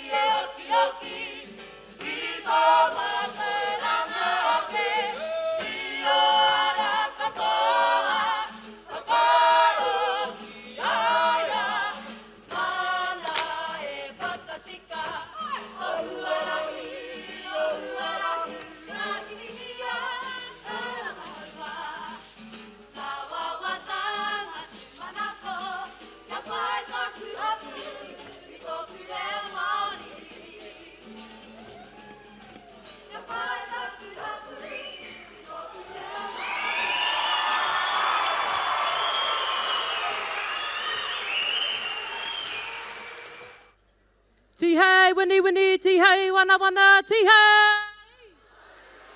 Can I get a tihei? Mauri ora kia tātou. Well, ko tae te wā o te tuku taonga, mo te hautonga 2,200 no mātou te whiwhi, no mātou te honore hei waha, hei kai waha mā koutou I tēnei wā. It's been an honour and a privilege to be one of your MCs for today. I'd just like to mihi ki ngā kapa katoa, ngā kapa tekau mā whā. If we can If we can do a big applause, can we hold our applause to the end for all of our kapa? Te whetu marama, he waka Kłtuia, te kāhui kawa, noho tumutumu, wairua pūho, ngā ara wai, te pouherenga o Murihiku, te ihi o mārua wai, te tira haere o te hāhi, te arara, hākena, te matahiapo, te Kapa Haka o te whare kura o aro whenua, te kapo o te raki, te murunga arangi, kamutu ki te kura kaupapa Māori o te puti, paki paki mai! E mihi ana ki ngā kapa te kaumā whā, aha koa whakataetai, aha koa whakangāhau. E rere ana ngā mihi ki a koutou katoa. Now, ko taku mahi nai nei, he hoatu tēnei rākau kōrero ki tētahi o ngā kai whakawā. Ara, ka hoatu te rākau kōrero ki a Junior, te whakapūmautana. Tēnā koe. Manawa mai ea te putanga o puanga, manawa mai ea te putanga o matariki, manawa mai ea te mātahi o te tau, e te whare tapere, e te whare matoro, e te whare karioi, e tū nei hei kuru hauhunga, mō ngā hau makariri, mō ngā hau mātao, te pūnui o toka, engari kaua ko te hautoka e tū. Tēnei mātau, te pai whiriwhiri, e tuku ana I ngā mihi, mata kuikui, ngā mihi mata korokoro, ki runga I a koutou. Koutou ngā amorangi I tū ki mua, ki runga I te paparewa, ki runga I te papa whakataetai I tēnei rangi, ko koutou ngā whetū I te piatata, I te tīramarama, I te kōreko mai I tēnei rangi. Hoi anō, kaore, I ārikarika ngā mihi ki runga I a koutou. E te hunga whakarongo, e te hunga mātakitaki, koutou ngā whānau, ngā hoa, ngā pakeke, ngā kaumātua, ngā kaiako I hau mai, hei huruhuru mō ngā waiwai, I takatakahi mai, I te papa nei, tēnā koutou, tēnā koutou. Me tā mātou miharo, tā mātou tūmeke I te nui o ngā kapa, I tū ki runga I te atamira I tēnei rangi. He tuatahitanga tēnei mā koutou, hoi anō e huro ana te motu I te tekau mā whā o ngā kapa, I eke ki te taumata I tēnei rangi, tēnā koutou, tēnā koutou. Ka reo rua tēnei I te pōnei. Just wanting to throw out heaps of props to all the kaiako and all the kaihaka who took the stage today. Mean, mahi, the enthusiasm, the swag, the joy was all felt by the judging panel today. So props to everybody involved. Mai I ngā hāpai o ki muri, tainua ki ngā amorangi ki mua. It's not an easy job and it needs to be acknowledged. And I felt behind me that the audience enjoyed every minute of it. So too much, you fellas. It does set a little bit of a challenge for yous that from now on, for every te hautoka moving forward, you never, kia kauarawa e heke iho I te tekau mā whā o ngā kapa. So just throwing that one out there. There is a little bit of feedback that we would like to provide, and that's really around ensuring that we focus on some of the basics. I know it's an age-old story that you probably hear from the person who speaks at this moment of the night, but, having some focus on the takahi, on the wiri, on the timing, really enjoying the singing, kia eke ki taumata ki atu. There's a couple of, words of encouragement there. But the auahatanga, the creativity that was shown on the stage, displayed on the stage, was just second to none. So, me whai tonu I te rā ara, e koke whakamua ai, e ke ai ki te taumata I hia tiana. Hoi anō, kāre koutou I te tino, hia ki te rongo kōrero I ahau I tēnei wā. Nei mātou e tuku ana I ngā mihi, e te ti, e te tā, ki tēnā kokonga o te whare, ki tēnā kokonga o te whare. Tēnā koutou, tēnā koutou, tēnā koutou katoa.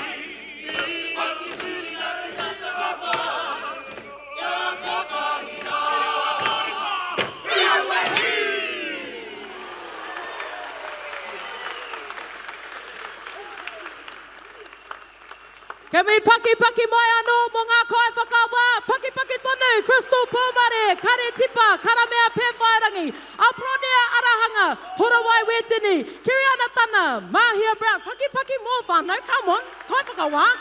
Thomas Ida Paul Morgan, Junior Tana, Swat Hakaria, Keilu Hakaria, General Tianara, Huihongi, Matu Coleman Clark, Moioha Watson, Kamatu King, our shadow judges, Ngarama, Bennett, Rawako, Tione Hotu. Paki mai anō. Alrighty. It's been a long day, whānau, but we're getting there. Just going to hoatu ki a pau for a second. Alrighty, well, as she catches her breath, e te whānau, tell your neighbour beside you what's one highlight of the day. Oh, what's your favourite highlight? You know, favourite kapa, you know. What was some standouts for you today? Yeah, because there are plenty of highlights. I'm pretty sure there'll be lots of clips going around social media later in the next couple of days.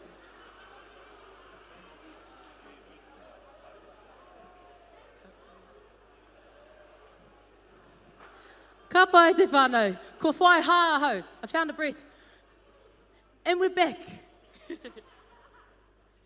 Alrighty, ka timata ki te tuku taonga, prize giving time. But ka timata ki te wāhanga non-aggregate. Kia mōhio mai whānau, we have a little bit of taonga up here. They're a bit lonely. So just letting you all know, there will be no taonga being given out for the non-aggregate items. Ka pai? So no taonga for the non-aggregate items. Kia mōhio mai koutou. Ka timata ki te wāhanga o te kākahu, he karanga tēnei ki Kiri, Anna? Have you had a mai? Where are you? Kare konei. Alrighty. Junior, whirangi ki te tuku i tēnei taonga. Te. Alrighty.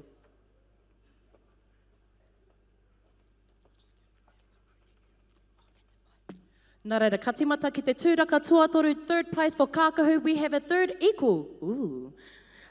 Ka pai. Homai te paki, third equal for kākahu, Tianara Hakena and he Waka Kłtuia.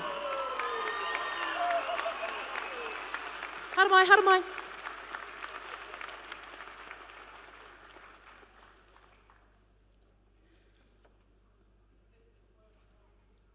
Ka pai.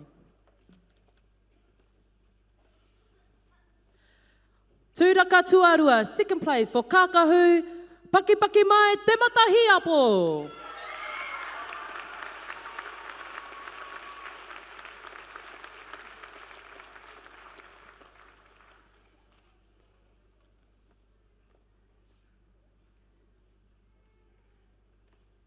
Ka pai. Tūraka toa, mo te kākahu, paki mai, te wharekura o aro whenua.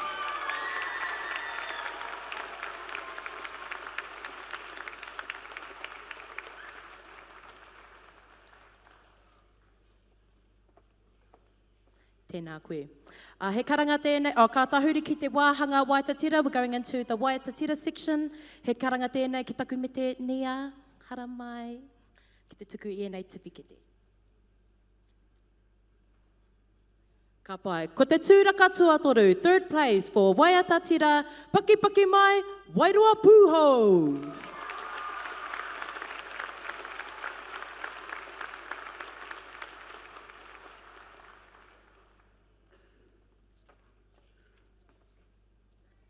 Tūraka tuarua, mo te Waitatira, paki mai, te ihi o mārua wai.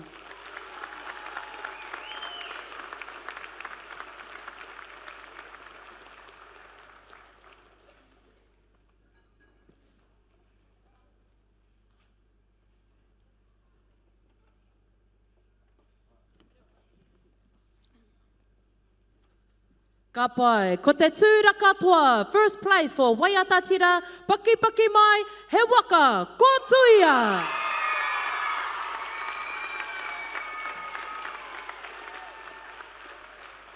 Ka pai, tēnā koe nea, ka hoatu te rākau kōrero ki a pau. Oh, mauri ora anō e te whānau. I have the honour and privilege to announce the Kaitātaki Wahine and tāne for our non-aggregate awards. So we'll start with the wahine first, and I'd like to invite Mahia up to the front to help me present the award. Woohoo!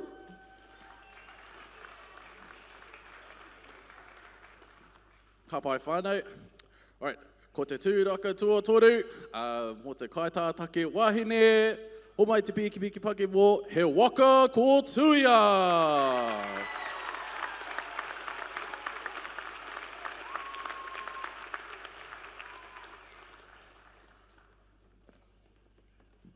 Ko te tūraka tuarua, mo te kaitātake wahine, o mai te piki pake mō, ngā arawai.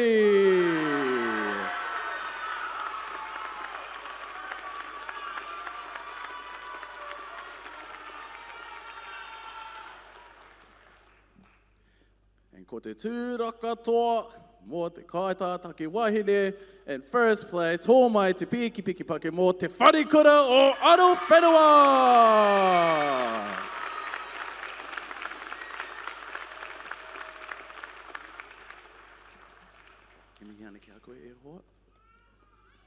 Alrighty, whānau mā, moving on to kaitātake tāne, and I would like to invite General Wihongi to come to the front, please.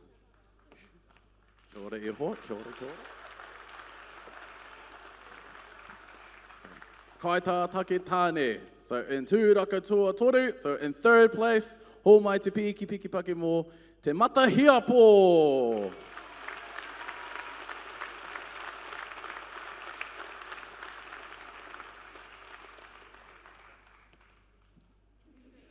Yep, get a photo up.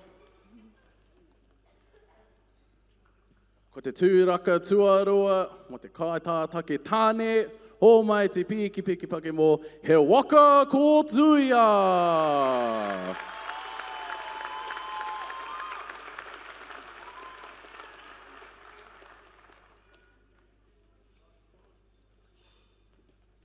Right. And finally, in first place, ko te tūraka toa, mo te kaitātake tāne, o mai te piki pake mō, te wharikura o aro whenua.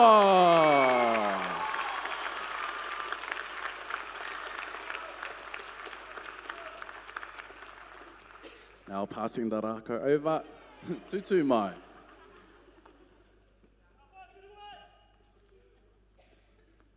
Ka pai, tēnā tātou. Ka huri tātou ki te wāhaka wehe ka tōpū, aggregate. He karanga tēnei ki a Suede Hakaria.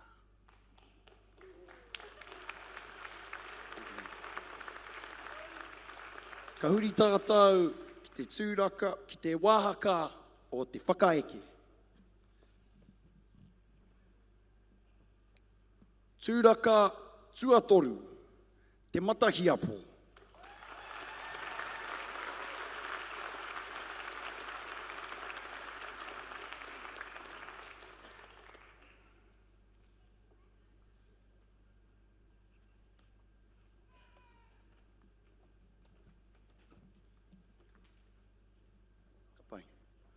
Tūraka tuarua, he Waka Kłtuia.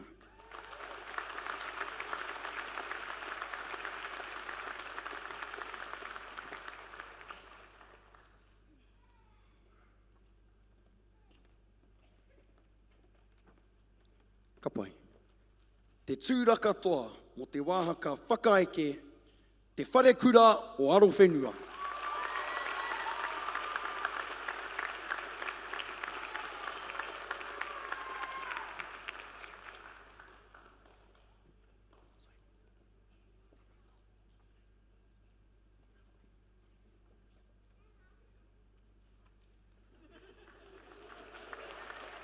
Ka pai, tēnā kusa.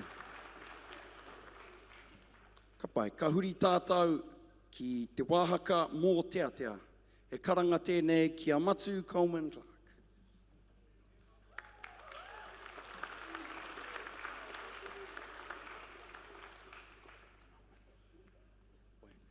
Kaore he taonga mō tēnei wāhaka, it's missing.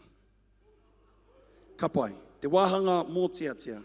Tūraka tuatoru, te matahiapo.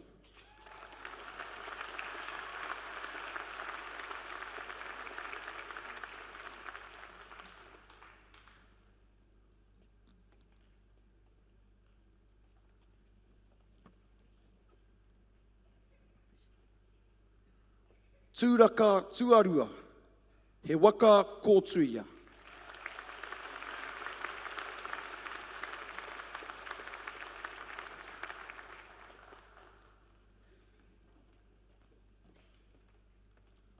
Tūraka toa, ki te wāhaka mō te atea, te whare kura o aro whenua.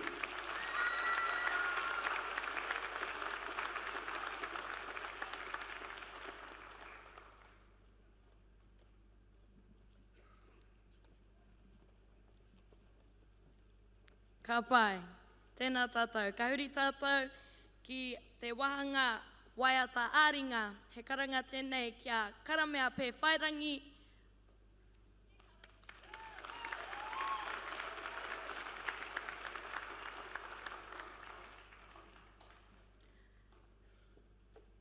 Ki te taha waiata āringa, ko te tūraka tuatoru, kua riro ia te matahi apo.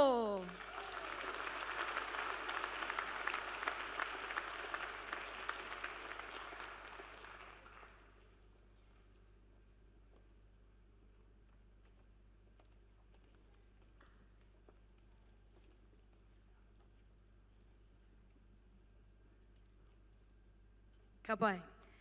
Ki te wahanga waiata āringa, te tūranga tuarua, kua riro ia he Waka Kłtuia.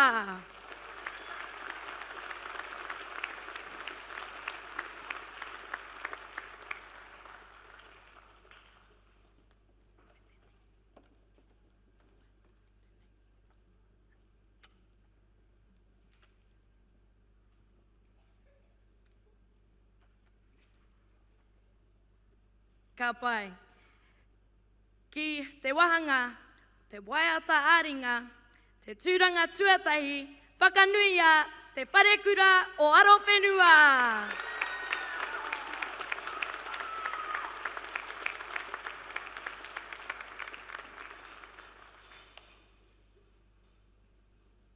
Tēnā koe karamea. Ka huri tātou ki te wahanga o te poi. He karanga tēnei kia horowai wetini.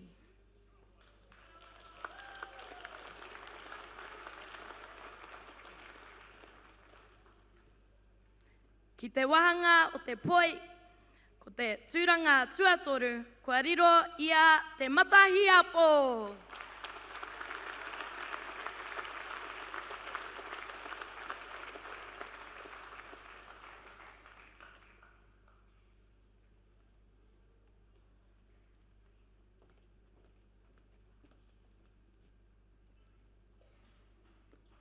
Te wahanga poi, ko te tūranga tuarua, kua riro ia he Waka Kłtuia.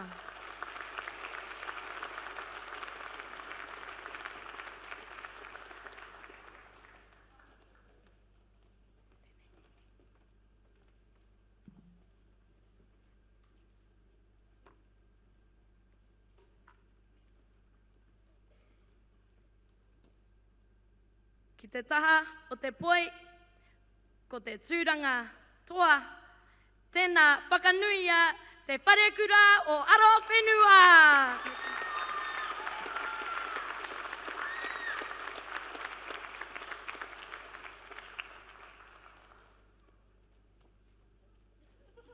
Tēnā koe horowai. Alrighty, kia ora anō e te whānau. It is my pleasure to introduce the awards for Haka. And so I'd like to invite to the stage Maiha Watson to help me present the awards.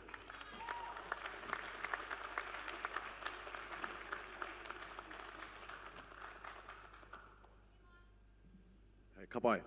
Ko te tūraka tuatoru mo te haka, te ihi o mārua wai.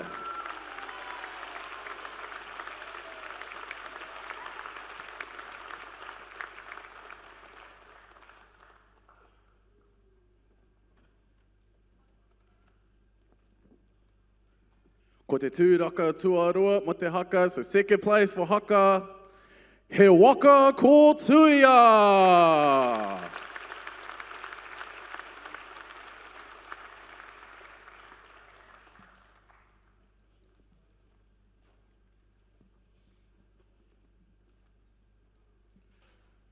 Right, and ko te tūraka toa mo te haka, our first place for haka. Hō mai te piki paki mō te whare kura o Arowhenua.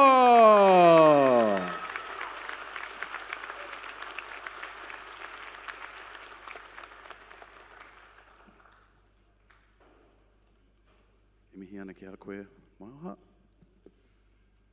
Moving on to the next item, we have the whakawātea. And to help me present the awards, I would like to invite Thomas Airepo Morgan.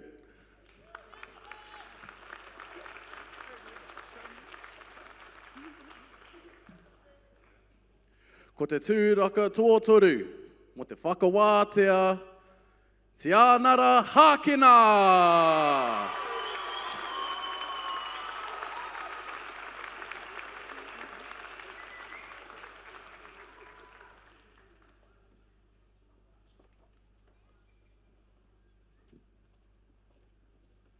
Ko te tūraka tuarua, mo te whakawātea, he Waka Kłtuia.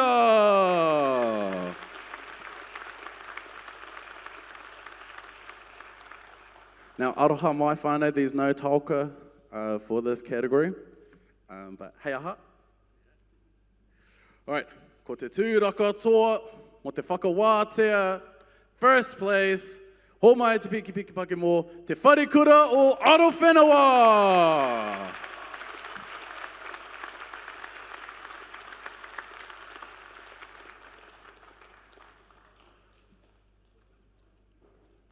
Thank you, my friend. E mihi ana. Ka pai. Ka pai, kauri tātou ki te wāhanga o te reo Māori. He karanga tēnei ki a koe Junior Tana.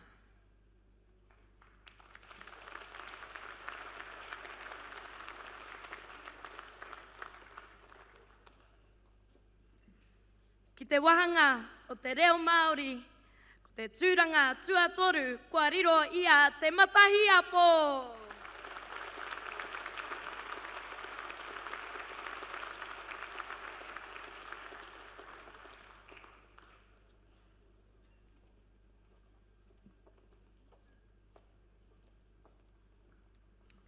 Ki te wahanga o te reo Māori, ko te tūranga tuarua, kua riro ia he Waka Kłtuia.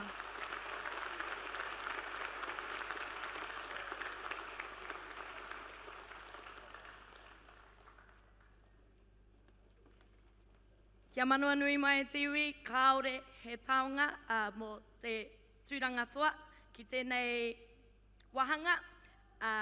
It's missing. Kia ora.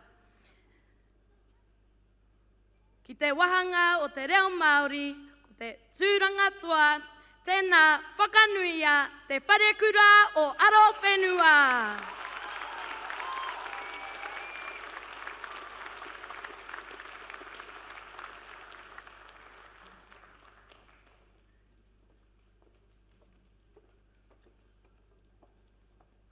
Ka pai e tiwi, ko tai tātou ki tō tātou wāhanga whakamutunga, o te pōnei, mo te kaupapa nei, no reira, he karanga tēnei ki a hākui karetipa.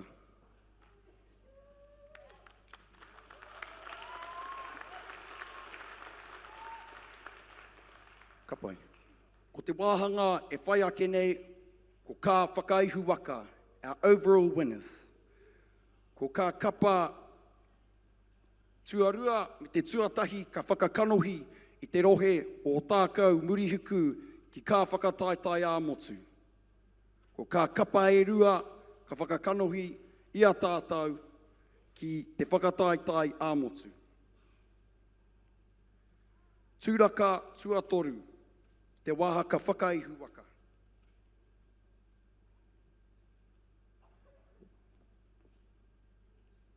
Te matahi apo.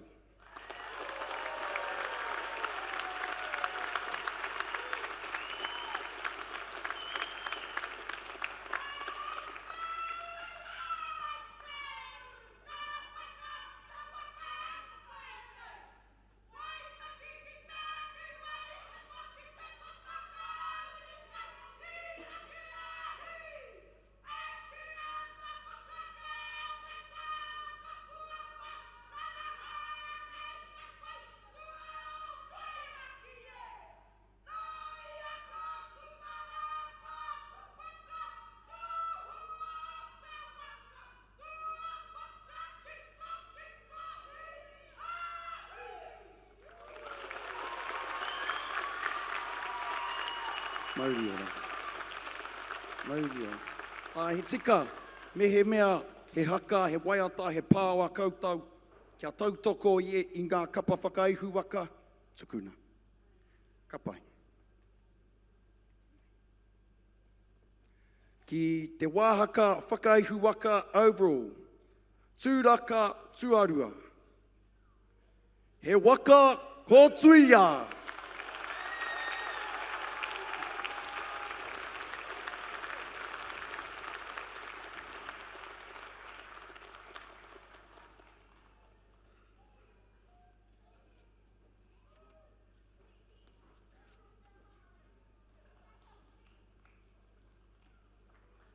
Pai. Kia mōhio mai tātou ko te tūraka tuarua me te tūraka tuatahi, ka whakakanohi i a tātou ki ka whakataitai ā-motu. Nō reira, e mihi ana ki a koutou he waka Kłtuia.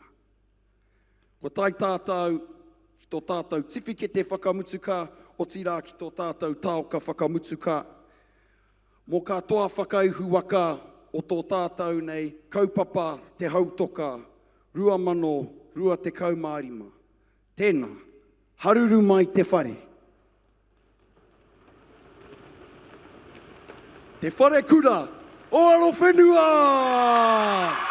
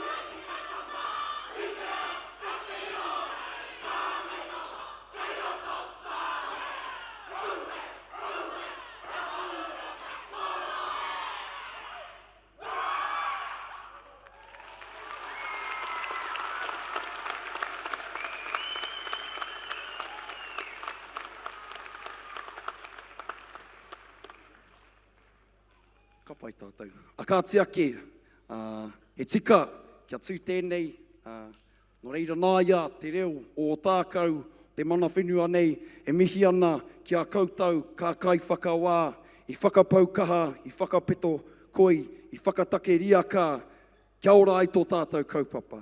I ora ai te kaupapa i a koutou. No reira, e mihi ana ki a koutou, te paiho miro, tēnā koutou. O tira ki a koutou, te marea, i tai mai ki te tautoko, i o tātou māhuri tōtara, e tū ana, e tipu ana, e haka ana, ki ruka i tō tātou papatū waiwai, o tāne rore, o hine te rehia, e mihi ana ki a koutou, ngā kaitautoko. O tira, tō tātou hāpai o, e kaha, whakaheke wera ana, kia rere pai ai tō tātou kaupapa, ngā tangata mau ana i ngā kōti kahurangi, mei kore ake a koutou.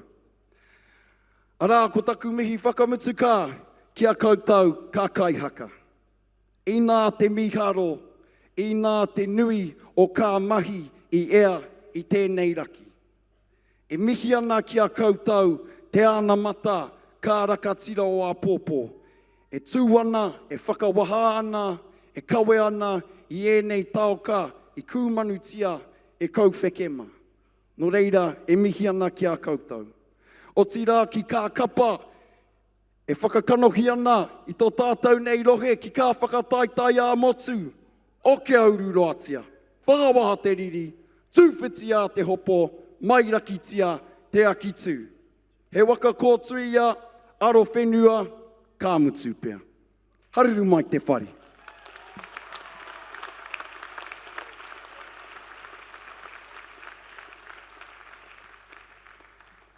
No reira e te iwi tēnei anō te mihi o ka MCs o tira, o te komiti o te Hautoka, e rere atu ana kia koutou katoa, ka hoatu i te rākau kōrero ki taku paua, Paua Edward, kia whakakapi tō tātou hui ki te karakia. Tēnā koutou.